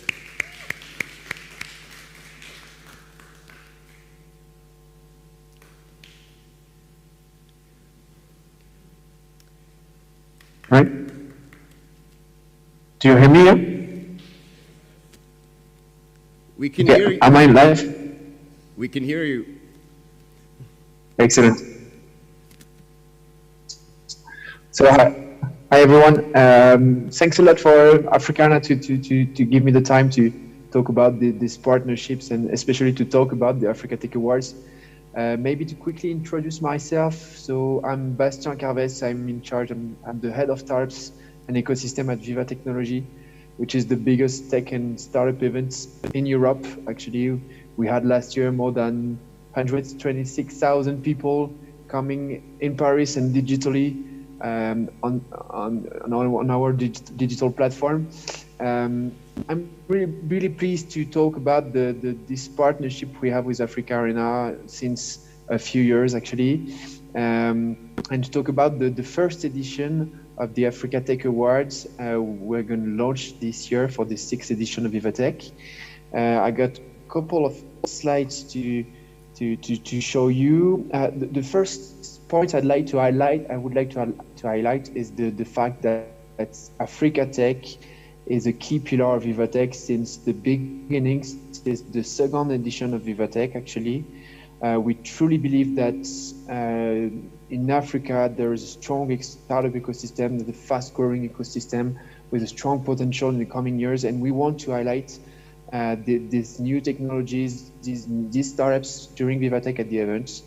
And we have every year, each year at Vivatech, many startups coming physically presenting their solutions. We have different country pavilion, Algeria, Congo, South Africa, of course, Tunisia, Senegal, coming with their own ecosystem, with their startup ecosystem, to show the best technology they have in their country. Different corporate partners taking part in the event as well, strategic partners as well. AfricArena is part of BPI Africa, etc. Media partners and official delegation. We had the pleasure to welcome Paul Kagame last year, the president of Rwanda, Macky Sall, etc. So this is a strong part of the event, the focus on Africa. And this year we decided to launch the first edition of a global initiative, which is the Africa Tech Awards, that aims at rewarding the most promising startups in Africa, seed and late seed startups in Africa, on 3 different categories. Actually, we decided we're partnering with IFC, International Finance Corporation, and we will focus this year on the climate tech sector. We will focus on health tech as well as the fintech sector. So we are looking for the best solution, the best startups to apply to these initiatives, and we will have at Vivatech a ceremony to highlight three startups at the end, so 1 per category. So there's a global themes of the process of these awards. Actually, we are scouting the startups, and we have a challenge launched on our Vivatech platform. I will give you the link right after to outsource the startups. So we'll select 15 startups per category. With Deloitte, which is the knowledge partner of these initiatives. And so we'll select the top 45 startups, and through this top 45, a jury will select 9 startups, so 3 per categories, and these 9 startups will be invited in Paris to take part in Vivatech, to take part in the event. And they will have the tickets taken, paid by the organizer and the sponsors, as well as the flight tickets to come in Paris. And they will have as well a booth during the event, and they will have the opportunity to pitch on stage, on the main stage of Vivatech, to pitch their solution and to maybe be selected as one of the winner in each category. So this is the Africa Tech Awards initiative. So let's have a quick review on the timeline. We launched actually the challenge a few days ago on March 7th, and we'll close the challenge. Actually, it's written tomorrow. It's written on Friday 25th, sorry, but we'll close on April 3rd. So you still have a few days to apply and to fill out the participation form on our platform if you're interested in taking part in this initiative. Right after that, we'll release the top 45 in April with Deloitte and IFC, and we'll have the final votes just end of April and beginning of May to select the 3 winners per category and to invite at Vivatech. The event of Vivatech will take place in Paris between June 15th and June 18th. So 4 days, 3 B2B days and 1 B2C days on a Saturday to welcome all of the different technology appreciators. So let's have a look on the rewards for this initiative. Of course, I talked about it, the fact that the 9 startups, the 9 finalists are invited at Vivatech. So the pitch on stage on the Africa Tech Lab, as we will also have a booth dedicated to Africa with and the space in Vivatech dedicated to Africa. So the pitch, the fact to join the event, and the fact to take part in the final ceremony. Also, this is not the only rewards. Actually, we will give the opportunity for all the 9 finalists to meet key players to scale their business. As we are partnering with many different partners on these initiatives: Deloitte, IFC, Nexus Energy, etc. Orange as well. We'll have the opportunity to create one-to-one meetings in order you to meet stakeholders and scale your business.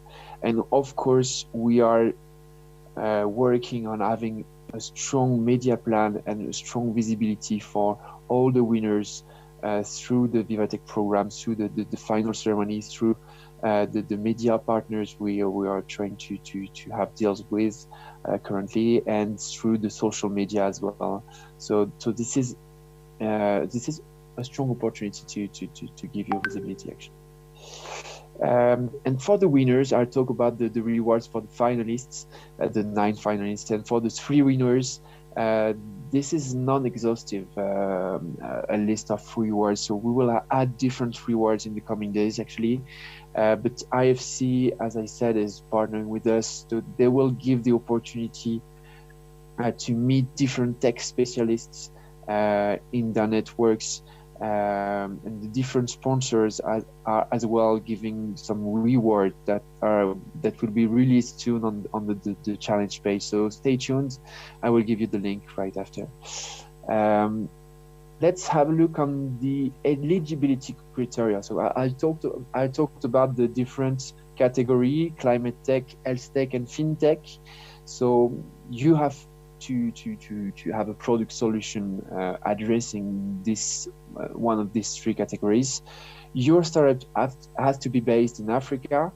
You have to have a technological product and a scalable product and solution. And one point to mention, important to mention, we are focusing on seed and late seed startups. So we ask the startups to have raised a minimum of $200K in capital, and not more than $6 million, not more than the Series A actually. And so, of course, you have to talk about the climate, health tech, or fintech. Let's talk about the selection criteria right now. We decided, we IFC, to focus on 5 main selection criteria. The first one is the impact. Of course, we want to highlight solutions that have a positive impact on the environment, on the society. So this there will be question in the participation form focusing on the impact. The innovation, of course, is a strong criteria. You have to have, your solution have to be innovative. The scalability, we talked about it. The team profile, we will have a look on the number of persons in your team, the different backgrounds of your teams, entrepreneurship backgrounds, and academic background as well.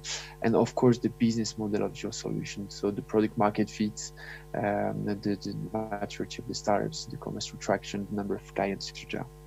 So these are the main selection criteria we will focus on in the selection phase. So this is the link to apply on the Vivatech platform, challenges.vivatechnology.com. On this link, you will find the different challenges we are launching at the moment, and especially the Africa Tech Awards. So just please note that the challenge is not ending on Friday. We will announce on Friday that we'll have one more week to apply. So you have until April 3rd to take part in this challenge and to get your chance to be selected at the end. Well, thank you very much for listening to me. And if you have any questions, feel free to ask me. I'm still connected to answer your question.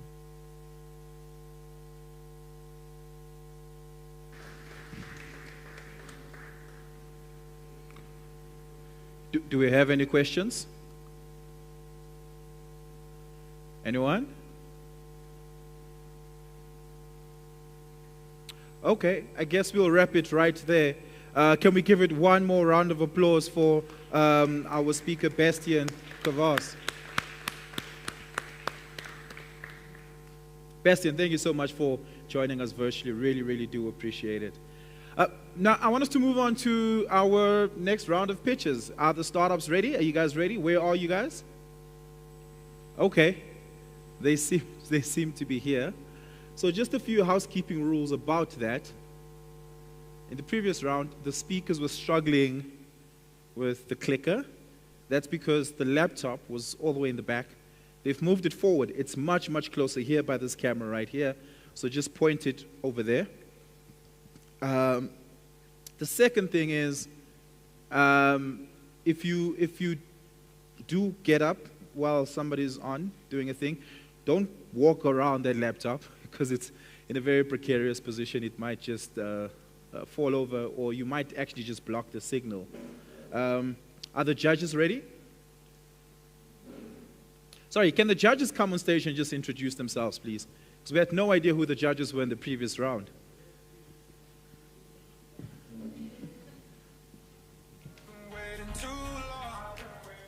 You can go first.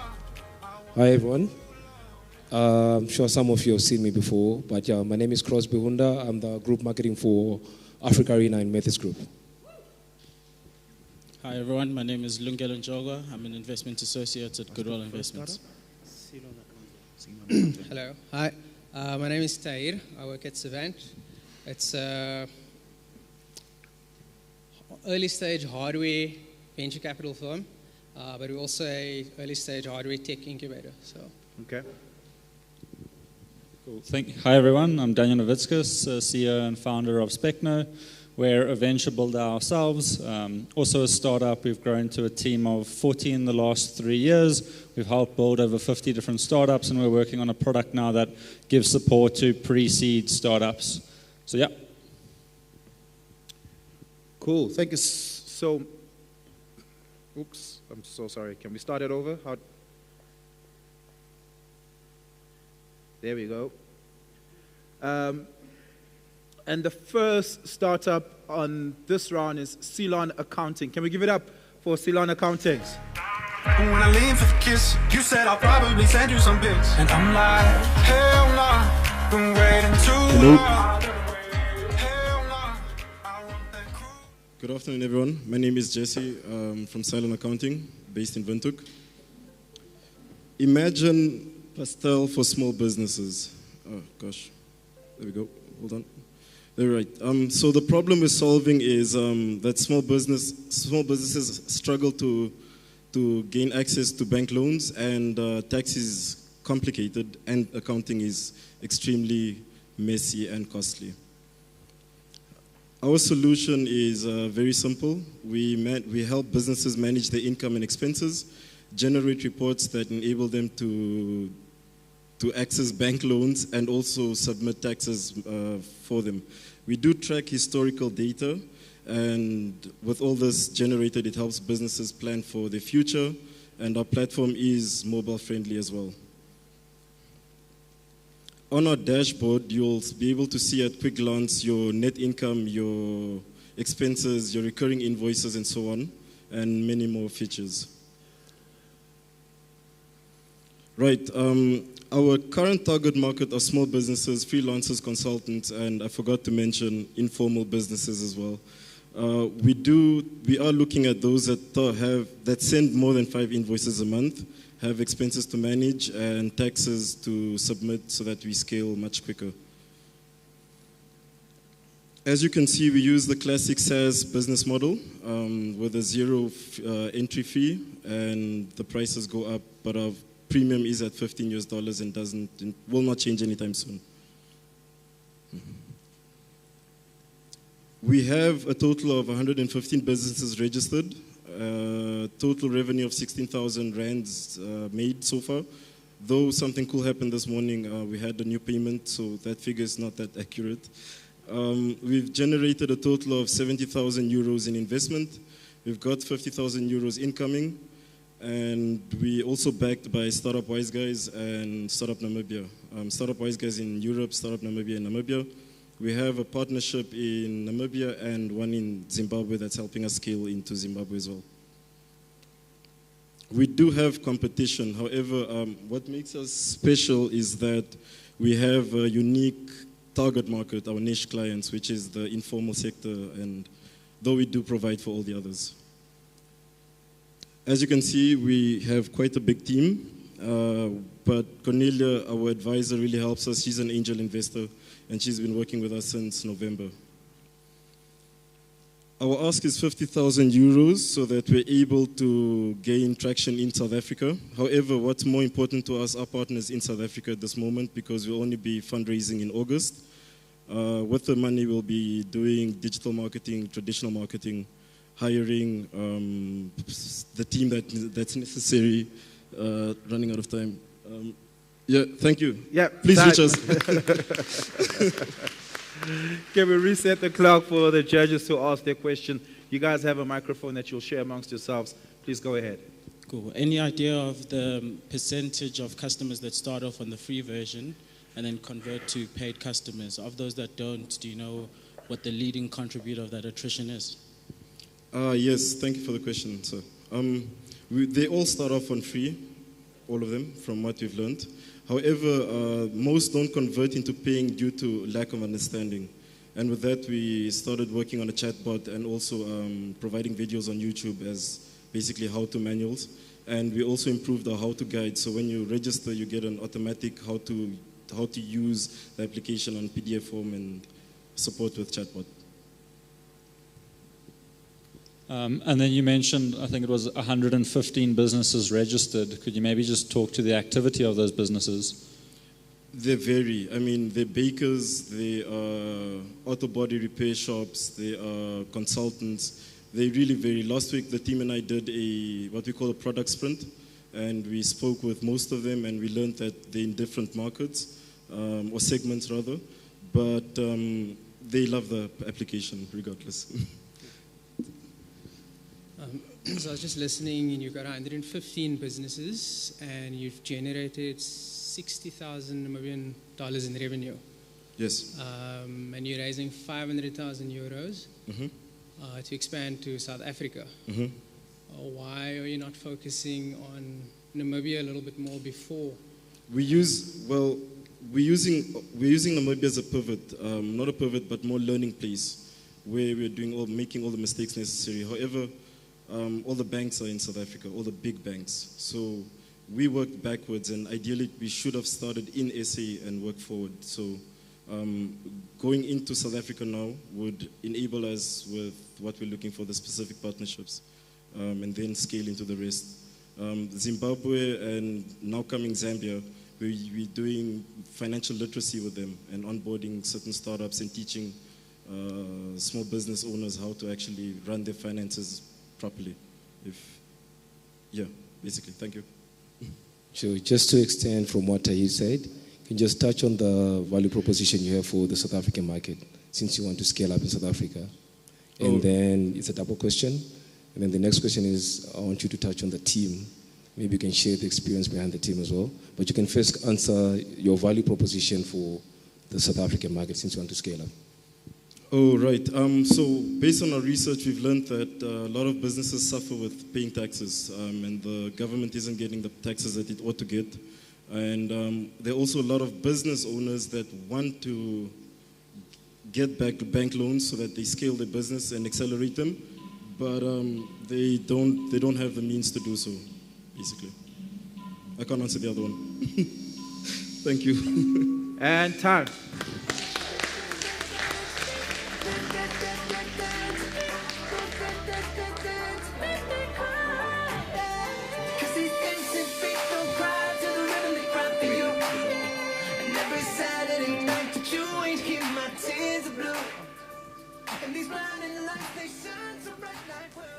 And the next startup to brace the stage is Basket.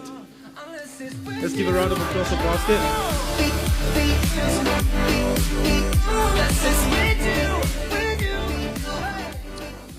Hello, everyone, hello. My name is Lunga Amultemamoza, and I'm one of the co-founders of Basket. So what is Basket? Basket is an agri-tech startup. They focuses on connecting informal traders with fresh produce farmers by developing an innovative solution that connects the farmers to the vendors by digitalizing the supply chain system and the logistics between the supplier and the provider.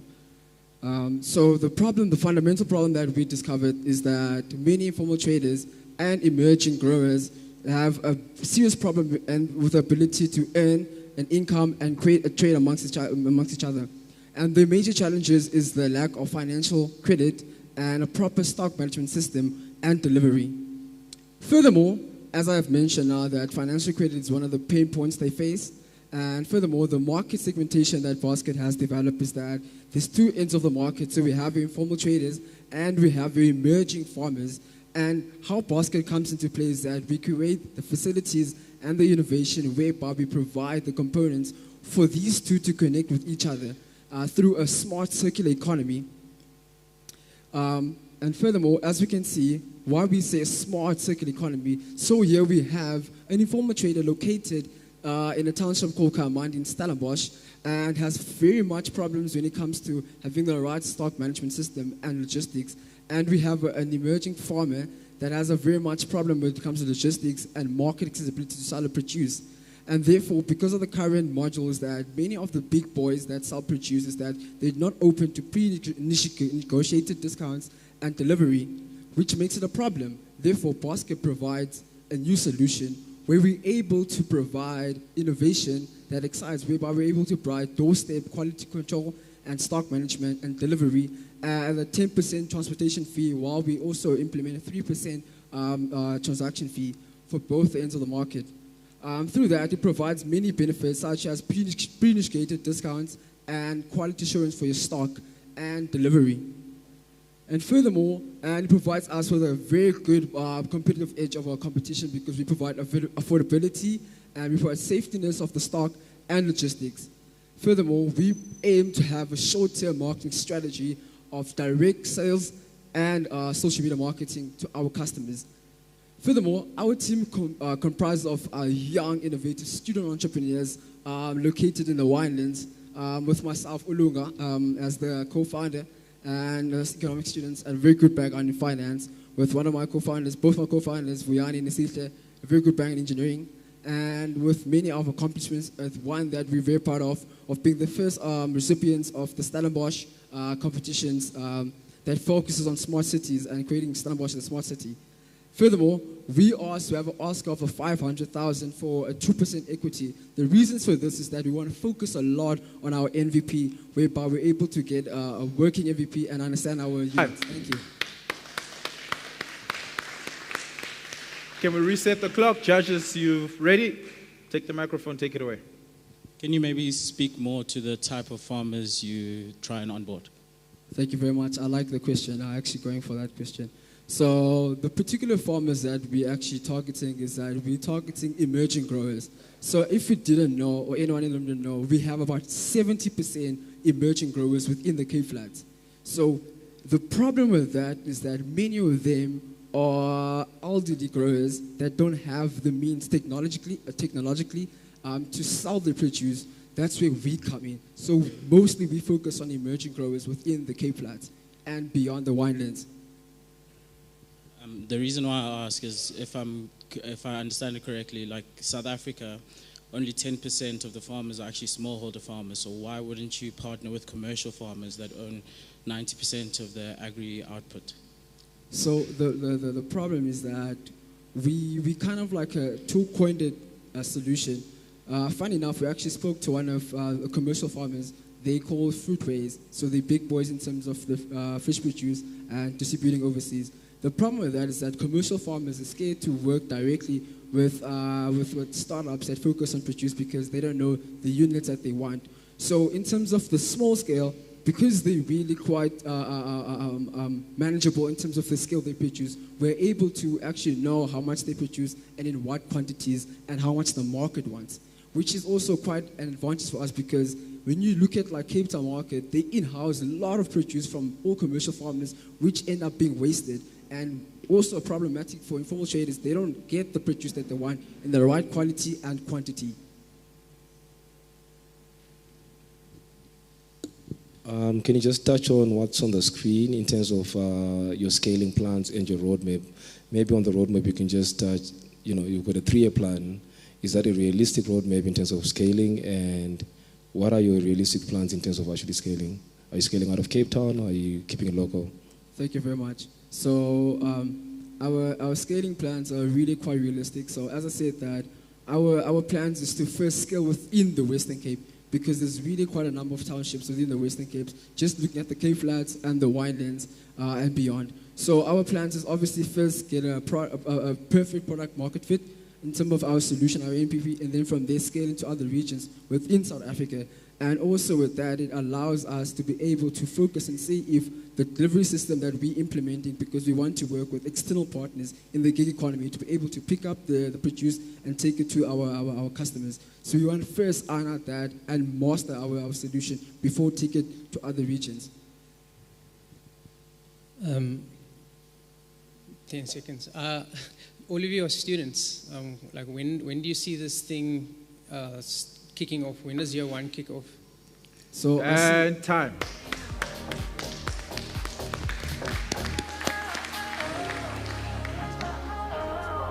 And the next startup is Def Touch. Give it up for Def Touch.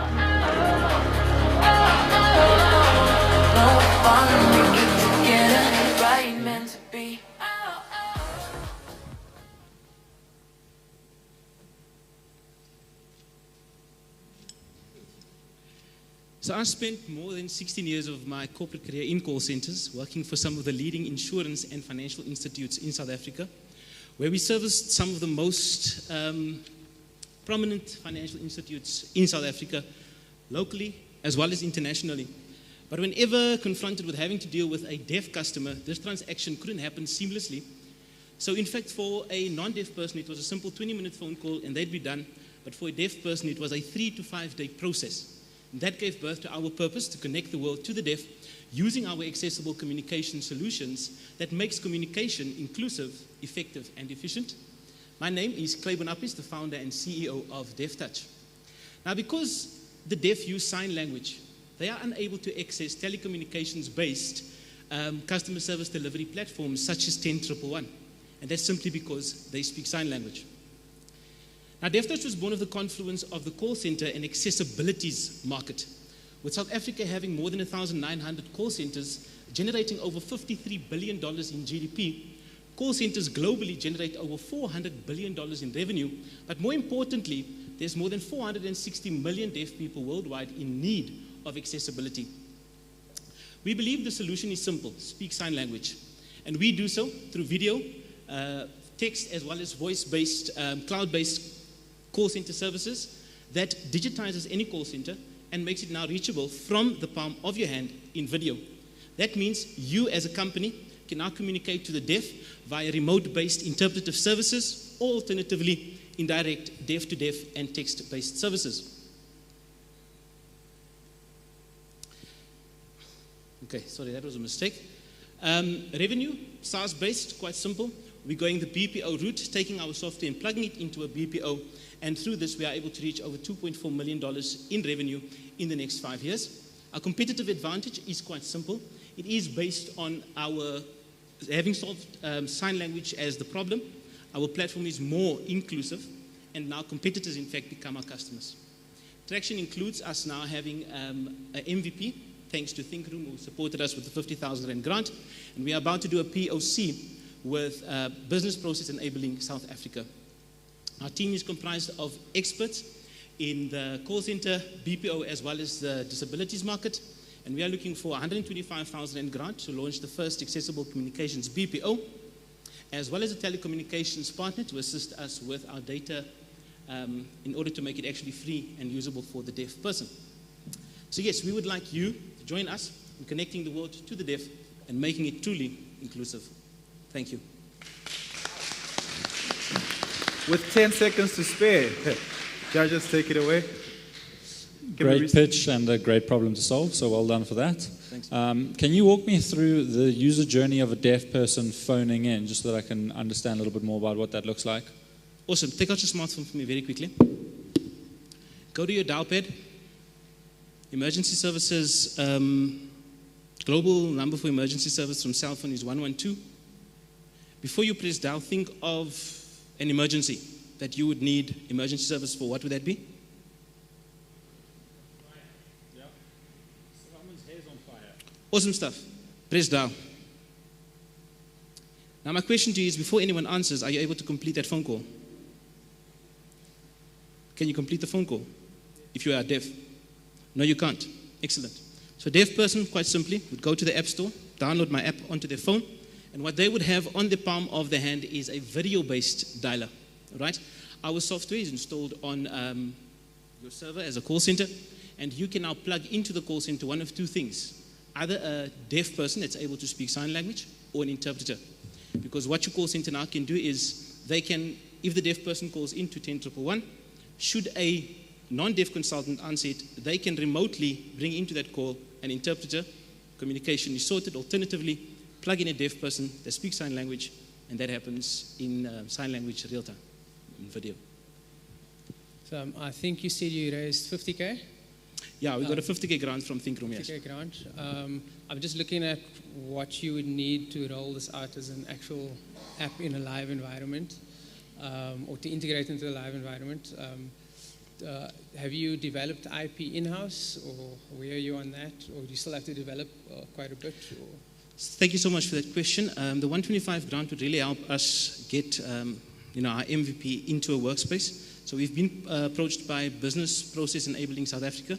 So in case you don't know, South Africa now, and you need to give a round of applause for this, is the leading BPO destination in the world above India as well as the Philippines, which means we are now a hub for investment.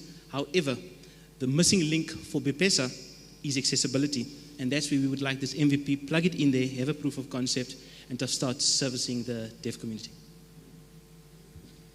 And then as your demand scales, would you need to find basically people who are interpreters? Yes, indeed. And that's a beautiful question, simply because from a central point, South African Sign Language differs from American Sign Language. But from a central point, you can have remote-based interpreters, whether you're in America, India, or Philippines, and they can all service from one central point. So yes, we'd have to scale that interpreters as well. So that's job creation, and that's one of the things we're trying to address as well.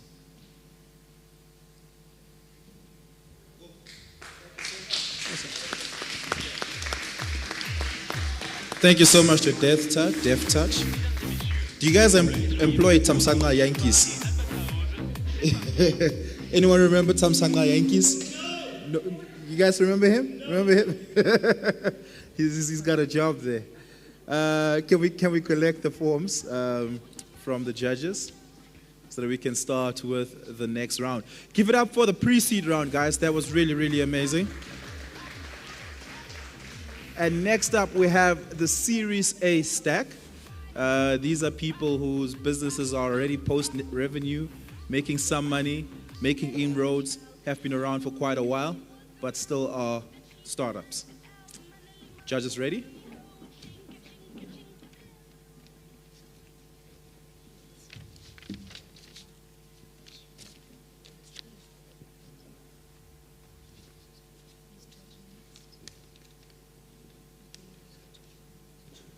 Okay, so we are getting a new judge onto the panel who will have to come on stage and introduce himself so that we can get the next round started.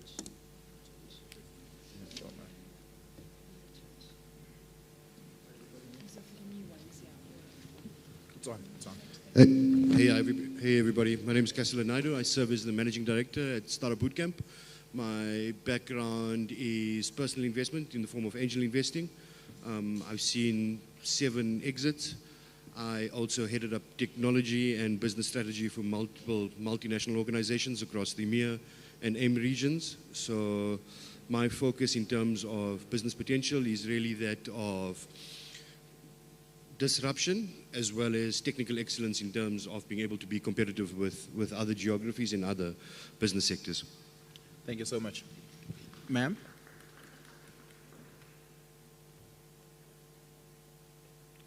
Yeah, you can do it from right there. Hi everybody, I'm Lisa and I'm representing 22 on Sloan. Yeah, I'm sure everybody knows of 22 on Sloan. Do you? No. So 22 on Sloan is an accelerator and incubation hub, and we're based in Bryanston. We're Africa's largest startup campus. So do visit us if you are interested in any of our programs. Yeah, we've just relaunched the Catalytic program. So if you're interested, please go onto our website and yeah. Fantastic. Shout out to 22 on Sloan and Startup Bootcamp. Can we have the first startup on? Do we have the clock ready? And the first startup for this round is Kweza.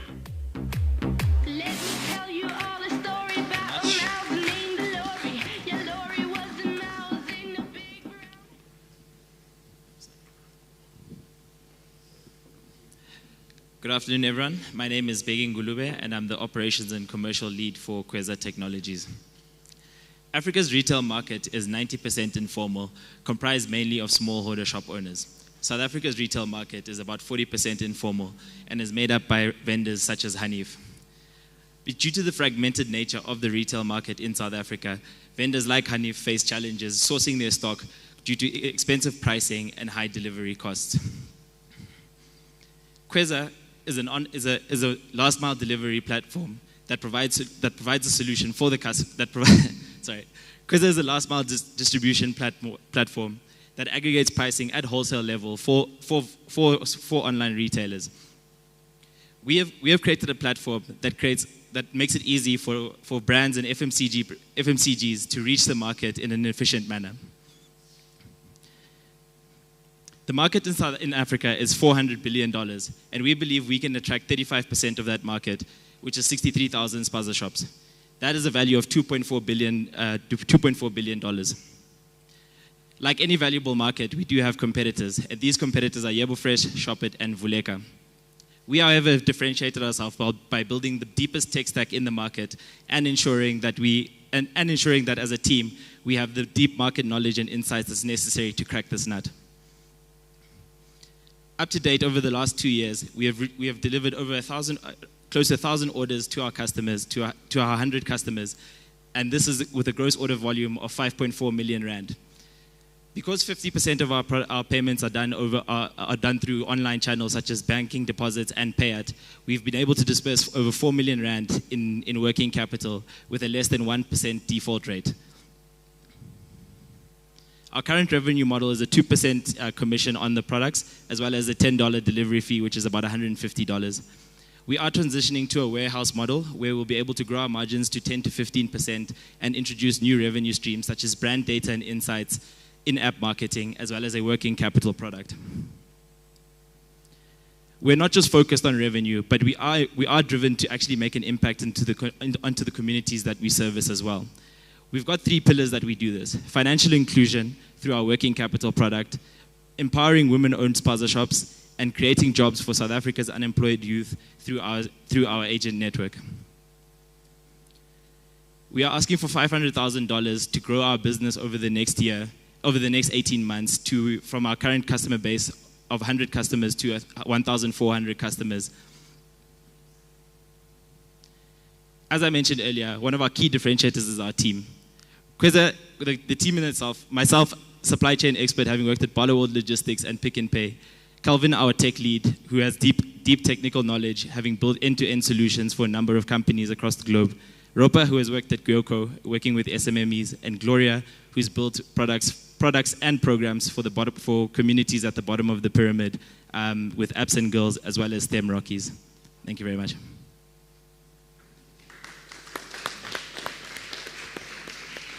Wow, that was tight and efficient. Judges, there's a microphone. You guys can take it away. Cool, perfect. Thank you for the pitch. So you mentioned you got into 1,000 businesses or orders, and that you are looking to use the capital to grow to 1,400. What has the time frame been in which you've got into 1,000? Yeah, so we've got 100 customers over the last 2 years, and that's the 1,000 orders that we've delivered in the 2 years. So with the additional capital that we're going to get, we expect to then grow to 1,400 customers in the next 18 months. And we'll be using the warehouse model basically to be able to transform the business and grow that much quicker. I think the biggest thing with the transition is just being able to get more control over our supply chain, which means we can do more with the brands as well as the products and services we can deliver to the customers. Yeah, I've got two questions. The first one is, what's your average transaction size? And the second one is, to be pragmatic, what is your competitive advantage or your market strength right now in comparison to your industry competitors? All right, cool. I'll start with the first one. So we currently do about $350 per order, which is about 5,000 Rand, if my maths is right. So our average basket size is about 5,000 Rand, and most of our customers order on a 2 to 2.5 times per month cycle. In terms of our competitive advantage, I think for us, what we've done is we've spent most of the time over the last 2 years kind of building our tech stack and building deep on our tech stack. So that's a little bit of a picture of what it looks like at the moment. And I think, as I said, like we have sort of very deep industry expertise as well, which is a little bit different from others. I personally worked on a centralization project, which basically worked on bringing 2,000 vendors into Pick n Pay's centralized distribution network over 2 or 3 years. So I think that knowledge and that expertise, I think, differentiates us from a lot of the other competitors in the space. Yeah.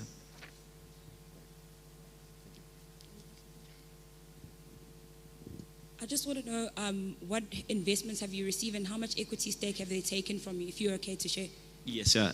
So we've received $100,000 seed funding, and then last year we had a bridge round of $50,000 just so that we could get our traction numbers and finish building all of our tech stack, and that equity is about 25 to 30%. Yeah.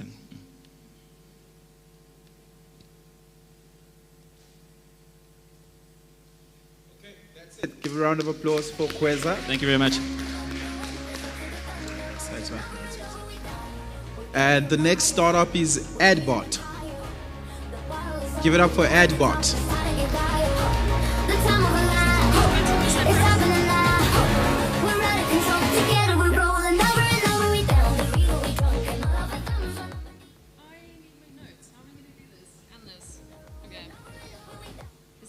Is it okay if I have it like this? Please do get on stage. Stage, sure. Okay, cool. Ready? Okay, so Google, they are so dominant that their name has become a verb, right? And they're synonymous with search. So just think about it. If somebody's looking for a product or a service, they pick up their phone and they Google it, right? Google owns 92% of the international search market. International search market.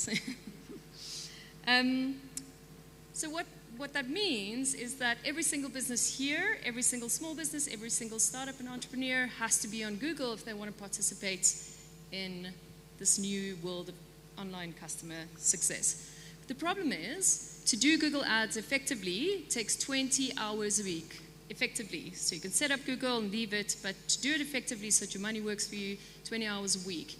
And like this guy on the screen, no startup owner, no entrepreneur has got that time. Also, you don't have the money to pay somebody to do that for you. And this is the problem that AdBot is solving.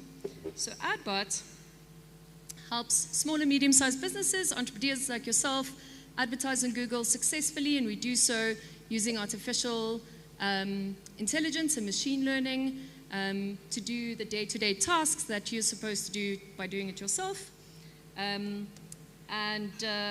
Yeah, we just do all the work for you, freeing up your time so that you can look after your business, right? So we're 100% more effective than a human doing the same job. Our reports are really simple to understand and available at any point. And our business model is really, really affordable. 20% of the total ad spend, which means you can access from 500 Rand to 10,000 Rand if you really wanted to. It takes you under 10 minutes to advertise online, and we can have you up and running in 10 minutes. We have a B2B and a B2C model, and our margins vary from 5% for B2B to 20% for B2C. So there are definitely competitors in the market, but as I mentioned earlier, you have to pay somebody to do it for you. So our competitors are humans doing the same job.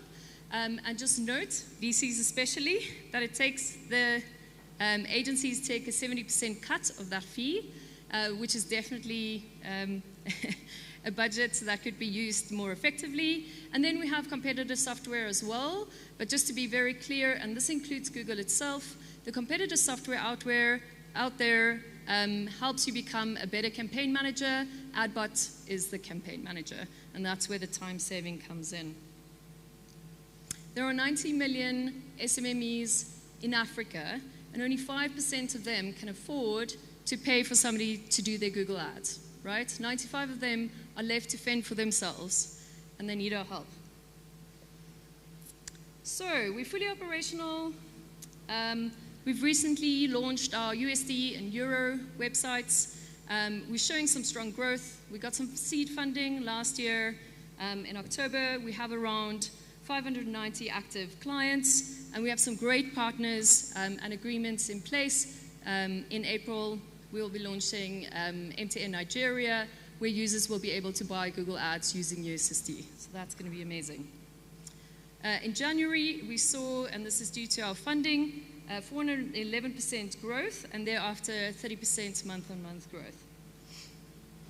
In our, sorry, it seems like my slides are all over the design is all over the place, nonetheless. So our aim is to become operationally profitable in this year, and we want to continue this aggressive growth in the next year.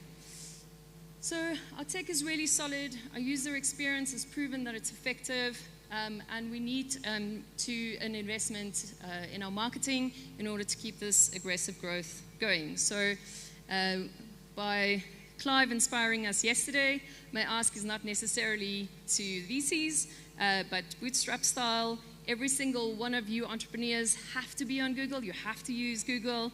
I need 2,500 people to break even, right?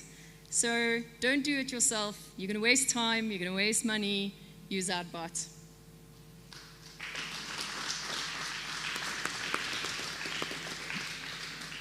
Judges? Sorry, I'm just interested in your team structure. What does it look like? Sure. So myself and my co-founder, Josh and Ragaba, I've got over 15 years experience in digital marketing and advertising. And Joshan comes from a PPC background. He started Sprout. Sprout is one of South Africa's biggest PPC agencies. He sold his equity, and together we started this. So it's myself and my co-founder. Our investment team is Enigma, and they have been absolutely fantastic in an advisory capacity. We then have a customer success management team, and they've really, really been very kind of like efficient in getting and keeping clients. We've been doing a lot of testing with how to onboard clients, and we found that if you connect with customer service via WhatsApp or in communication, they actually stay longer. So now our customers, they used to drop off in month 4, they're now dropping off in month 8. So somebody who pays a lot of money to Google to advertise, I often have Google sales reps phone me to tell me that they're experimenting with their algorithms and they're changing things. How do you combat that? So it's a really good question. Number one, we're only focusing on Google, specifically for that idea. Google and Facebook will wake up one morning and their algorithms will change. We have a team in Sweden that's on standby that has a direct support line into Google. We're one of Google's premier partners that will at least give us maybe 12-hour heads up. Our team will then 100% focus on that to fix it. We have actually noticed that this is one of the things that make us unique from our competitors. Our competitors are always one day later when it comes to launches of releases.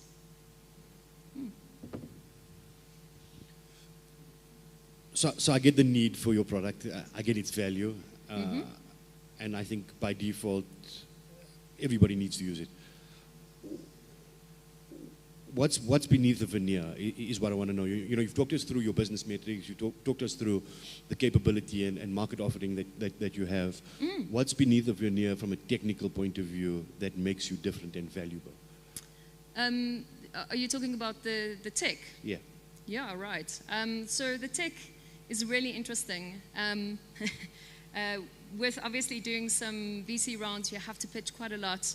In that process, I think my learning from that was that our tech stack is really unique, right? So what is required is a skill set of somebody who knows artificial intelligence and the development of that. But not only that, they need to know Google Analytics and understand that really well.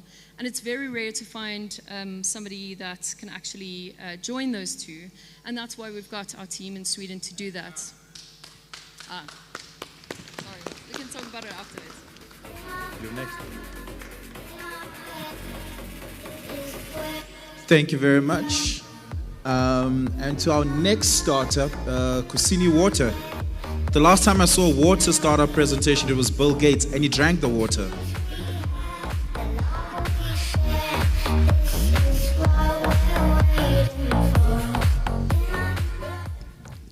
Hello, everyone. I must say, we actually started using AdBot last year. It's amazing. It's an amazing product. Really, really amazing. So, judges, that should be extra 10 points for that as well. I don't see the deck. No? Where am I supposed to? Down here. Sorry. Hi, everyone. My name is Mrandeni Mafumo. I am the founder of Kusini Water, and I do not have a deck yet. I must click. That's the wrong person. Sorry, guys.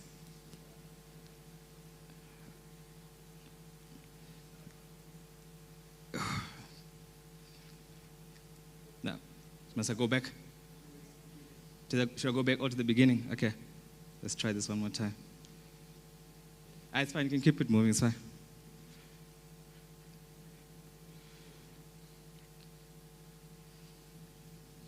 Not nervous at all.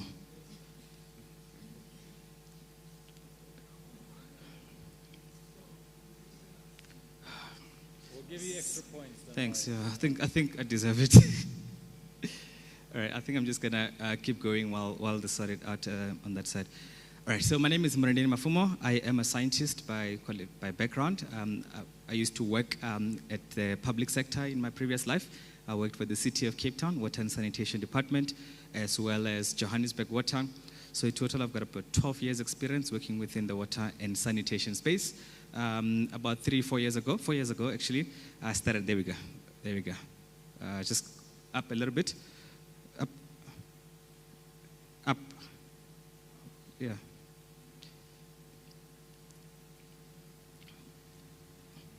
Yeah.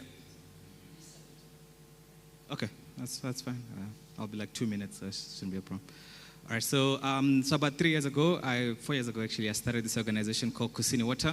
The main reason for that's the case is because I used to work actually not too far from here.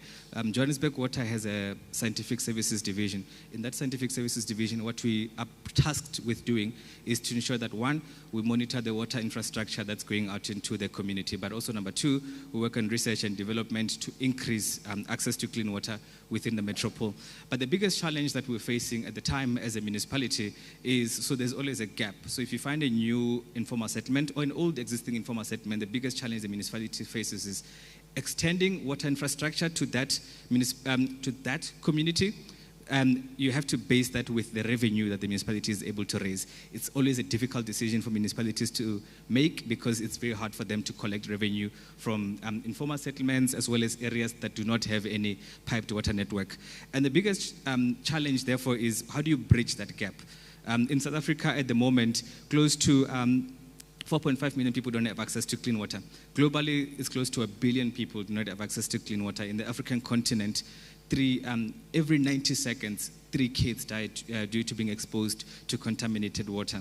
And this is such a big problem, especially in informal settlements and as well as township environments. One of the biggest challenges that we also face in South Africa is not just the economic barriers to access to water, it's also the physical barriers. South Africa is considered as one of the world's driest countries. We have global rainfall average of about 448 millimeters per annum. Average global is about global average is about 945, so we've got half of that. So we have to balance the two, physical availability of water with economic availability of water. This affects not just people in communities, like a community that I come from in Limpopo, but it also affects organizations that are working within the African continent, because then you have to, or even in South African context, you have to think about where am I going to get this water for myself to drink, and communities are also thinking, how do we continue to get water to drink as communities? So then we started looking at what are some of the solutions that exist. So at Kusini Water, we have developed a purification system that uses locally sourced macadamia nut shells. So we partner with macadamia nut shell farmers in Limpopo, and then we also pair that with a membrane fiber, and then we use solar power to distribute water at a localized scale. So we take two sources of water, rainwater plus some sort of surface or groundwater available, and we make that drinkable for communities as well as for organizations. We've got primarily 3 products. So our main product is Kusini Water Box. This does about 2,000 liters per hour. This is a great fit product for a building, for a small community, a school or a clinic. We've got a big project called our package plants. And also we've got a third product that we just started building right now, which is Water Kiosk. It's a water ATM, where in communities where we are already operating, primarily township communities where people are having to travel to town to get water, they can walk into in a location that exists that already is using Kusini Water technology and refill their own water for R1 per liter. That has actually become one of our fastest growing area in our business, and I'm going to move a little bit quicker than that. So we've got a total addressable market of about $6 billion US. We're targeting the point of use within the SADC region. We're scaling right now into the rest of the SADC region, and I'll talk a little bit further as I go further on top into the areas that we operate in at the moment. Yes, also we do have competition. Some of our biggest competitors will be point-of-use devices like a reverse osmosis system. Unlike in reverse osmosis system, we have a patent granted this morning by the South African government, and our patent talks to purification of water using macadamia nut shells and a low-pressure membrane to purify water for drinking purposes. So that's where our main value proposition lies, ability to produce water using low pressure, allowing us to produce water using either solar power or gravity feed. Traction. So this year we're closing the year at 20 million rands income, the calendar year. We've been growing at 50% growth. Last year we did about 3 million rands. The previous year we did about 3 million rands. We're targeting this year to be 6 million, and you will see it. This year we're closing the year at 20 million rands. The previous year it was 6 million rands, and the previous one was 2.9 million rands. We've got a strong pipeline. In year 5, we're targeting to do about 100 million rands in revenue. The biggest chunk of that is coming from our subscription model, or our pay-per-use model, where people come in, they refill their cards, tap, and then when they tap to pay, they get a liter for R1 per liter. And time. Judges? I thought it was going to be quicker than that. Cheers, thank you. So firstly, let me commend you on what you're doing. I think it's massively important. We've seen in the past week that Lulekani came under massive fire because of their lack of access to water. So thank you for what you're doing. When it comes to your business, or specifically interpreting the context of your business, I want to understand that, or maybe the comment I want to make is that access to drinkable water is a basic human right, which for all intents and purposes means that governments are obliged to fulfill that requirement. Now, you're providing a service that almost bypasses that capability or that requirement. Do you have any go-to-market or market penetration strategy that's talking to a B2G model, business to government, firstly? And secondly is, if not, then what makes you believe that you will be successful if governments, challenge that model of yours? Yeah, it's a tough question, big question, right? I used to work in government, and I know the complexities that are there with government. But yesterday was World Water Day. We announced yesterday our first big government project that we're doing with the local government of Mbombela. It's a 20,000 liters per hour, full-on solar panel, solar-powered system. They've already started with the boreholes. So what we're doing there is that we're bringing government, a private company called DuPont, it's a multinational company, and we're using our technology to purify that water and distribute to the government at a pay-per-use system. So that's where we want to go. So our revenue at the moment has been from CSI. and then a part of it was from our kiosk model. But a lot of it is going to come from our subscription model. 90% of our revenue is going to come from either our subscription model or our kiosk model in our water ATMs. So we believe in the 50 to 60 sites we've got at the moment, we want to look at those as the foundation laid out to distribute water for communities, partnering with government. Cool, and then you mentioned 3 million, 6 million, and then 20 million. I mean, that's a little bit more than the 50% year-on-year growth. That is really good growth. So for one, is that sustainable? And then two, what are the bottlenecks to growth? Yeah, so great question. So what we found when we did about 2.79 million rands revenue was a big chunk of it was coming from CSI as well as selling of our water boxes. We still sell a lot of our water boxes, but I think the most sustainable part is the subscription plus water kiosks, the tap-to-pay model. So in our subscription model, we know how much water we can produce per system. So that sort of guarantees annuity income. In our kiosks at the moment, last year we partnered with FNB to build 5 kiosks to test out the model itself, and we're seeing that also growing. We're anticipating about 40% of our revenue will come from our kiosk model. That is annuity as well. So I think the two models will allow us to move to the 100 million that we're anticipating in year 5. And time. Thank you so much. Big round of applause for Morendeni. And our final startup for today, the Awareness Company.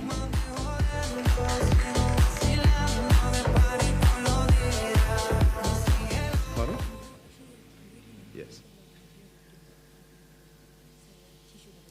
All right, graveyard shift. So I'm standing between the beer, so I'll try to make it less than 5 minutes. My name is Priyash, co-founder of the Awareness Company, and we're in the business of better. Better data, better awareness, better stories, better humans, better world. We are a tech company that uses AI, IoT, and analytics to tell stories that are useful to humans. We operate across any sector, any situation, currently focused on agriculture and the natural and built environment. Our story starts 10 years ago. Estelle, Shazia, my co-founders, and I worked together to save the rhino 10 years ago using technology. From that experience, we saw the real-world impact that technology can have on people. It helped them gain awareness. It helped them in the fight against rhino poaching. This sparked our vision for the future to create and utilize insights and awareness for the betterment of the world. Our vision at the Awareness Company is to accelerate the world's awareness so decisions are smart, fast, and data-driven. So the fundamental, whoa, where's all my pictures? All right. The fundamental need back then is that understanding data is needed to make any decision in any situation. If you're not, you're kind of guessing. So the fundamental problem is that data is actually really difficult to analyze and understand. Nowadays you got data scientists and data analysts, and you need to put together reports and Excels and Power BIs and whatever. We want data to think for you and tell you the story that you can action. That's the fundamental. So I want you to picture for me a technology that you ask questions, and it gives you the insights you need to action. Tell me what happened on my farm last week with the operations. In the past 5 years, give me the trends for my mining safety environment. In the next 3 months, what's the crime outlook in my neighborhood?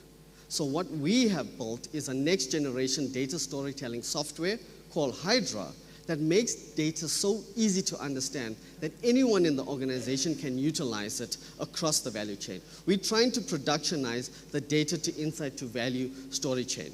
So this isn't theory. It's built and it's active, it's operational, providing real-time awareness in various scenarios, real-time insights in various scenarios, and what we're calling the future is AI storytelling. Give me something that I can action. This is a game park with a risk model that a patrolman can action immediately. So why now? You'll see there's a lot of trends going on. Salesforce, a giant, has recently purchased Tableau. They've also recently purchased Narrative Science, and they're piecing together what we, in our minds, are building. There's also the need for strong problems. There's security problems that are overlapping with agriculture. that are overlapping with community development. That is why we've chosen our sector so carefully. There's a strong interlink between them. So what's the holistic story between them? And now there's no more time to be slow. We need fast decisions, fast insights. We can't wait anymore. So our target market approach is bottom-up. We did the TAM and all of that, but in 4 years, we want to deploy to 20,000 farms. We want to deploy to 1,000 places, whether it's hospitals, residential estates, or security sites, and we want to deploy to 50 mines. That's our market approach. So what makes us fundamentally different, and we want to operate in a category of one, is that Hydra is sector, sensor, data, system agnostic. A lot of our competitors do niche offerings, and that's great. But the customers then want to do what's next. We don't want them looking at 5 systems. It's too much. Farmers we engage with, they're looking at 5 apps. It's too much. So we want to aggregate and be that one thing. So some competitors we're going to partner with, and some we want to completely disrupt. But the difference is we get our hands dirty. Oh man, there's some really cool pictures of me in the field. It's on the right there. So our co-founding team worked together for 10 years. And we want to make an impact, but also make money while doing it. And we work well together. You can't read any of that. We're a technical team, and I'm in 2 engineers and a computer scientist. And the growth is let's get in some sales and marketing and so forth. So where we're at is we've had some great traction. 2018, 2019, we won MTN App of the Year for Agriculture. 2020 came, the beginning. We invited speakers by Microsoft, and then survival mode kicked in. But then 2021, we received investment from Microsoft, $1 million. We've won some awesome awards. We joined some amazing programs, and we're upscaling ourselves. So, we make money. Don't read that. But our ask is $3 to $6 million, 20 to 25% equity, and join us to create a better world. Time. Thank you. Can we reset the clock? Judges? Take it. Should have spent less time talking about my pictures missing. Thanks for that. From an AI point of view, you obviously have a massive dependency on data volume, historic or retrospective. Sure. If your solution is for all intents and purposes disruptive and innovative, what dependency do you have on data volumes right now, or what data volumes do you have? Yeah. I take it for granted as an extension to that you have behavioral analytics that you apply on top of that. What is the current differentiator that you use in order to be able to make it contextual to your respective client base? 100%. So 2 questions there. So the data side is if an organization has data, then we utilize that data into Hydra itself. If they don't, we give them mechanism to generate data. And we feel that's much more powerful. Because that dependency, we don't want to, all of the storytelling we do needs data. So if they don't have it, we actually integrate. That's why we're agnostic of the data or sensor that comes into Hydra. So we can actually pull data from a lot of other places, including sensors that we can put down on the ground and go forth. So that's the first part. Sorry, your second question was? I was saying that from a behavioral analytics point of view. Right. So that is the crux. That is the secret sauce. That is what makes Hydra Hydra. So there is, for a lack of the better word, we call it the Hydra brain. And that looks to infer meaning from data. And that is the real IP in there. So it's based on a mixture of AI, ontologies, and taxonomies that understands what the data is. And that's what makes us sort of automate that value chain and cut out all the analysts in the middle. And then how much of that brain is being sort of substituted with a human brain? Yeah, no, love the question. So we believe strongly in human intelligence. Do not take the human out of the loop. All of this fancy stuff is for humans. It's to help businesses grow.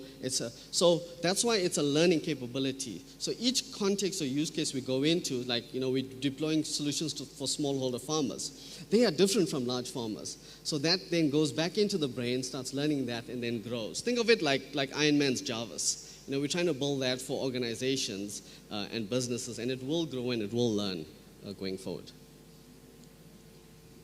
I just wanted to ask if you have considered reaching out to e-hailing companies since they rely so heavily on data. I'm sorry, which companies? E-hailing. E-hailing. No, I haven't. Thank you. I will 100% do that. I accept tips for access to market. Please anymore. Let me squeeze in a quick question. So you talked about data acquisition being the responsibility of your client as an example. How long and what accuracy are you getting? No, so the training is like a week, and they can collect. Cool. Thank you so much. Can we get a big round of applause to all of the startups that presented today?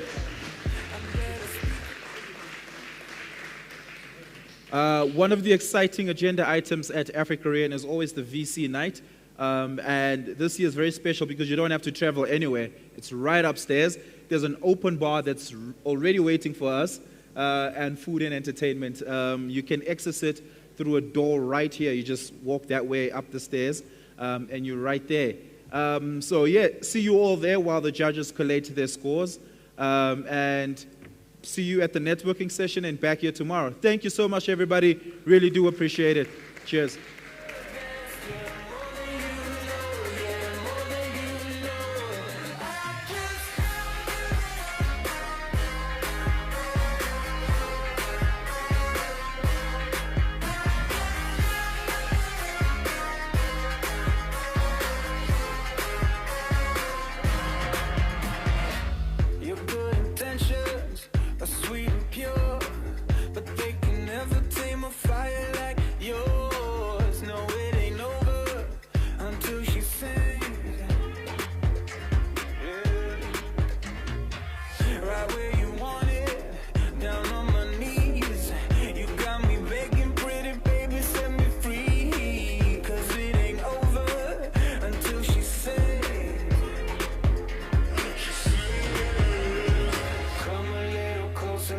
Taste your smile until the morning light.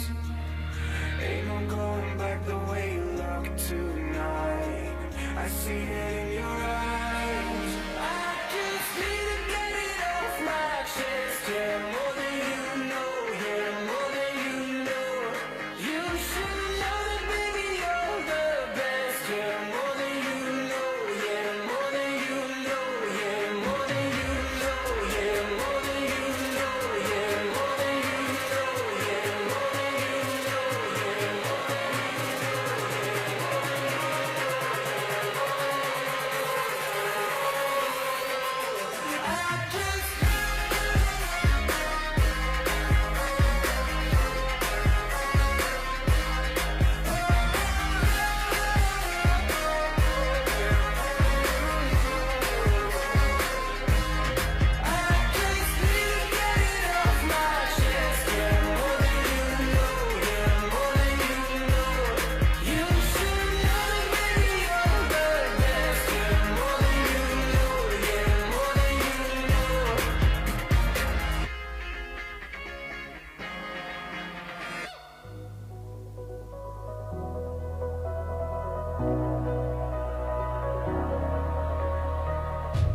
Summer nights, all aligned, as we drown in the moonlight.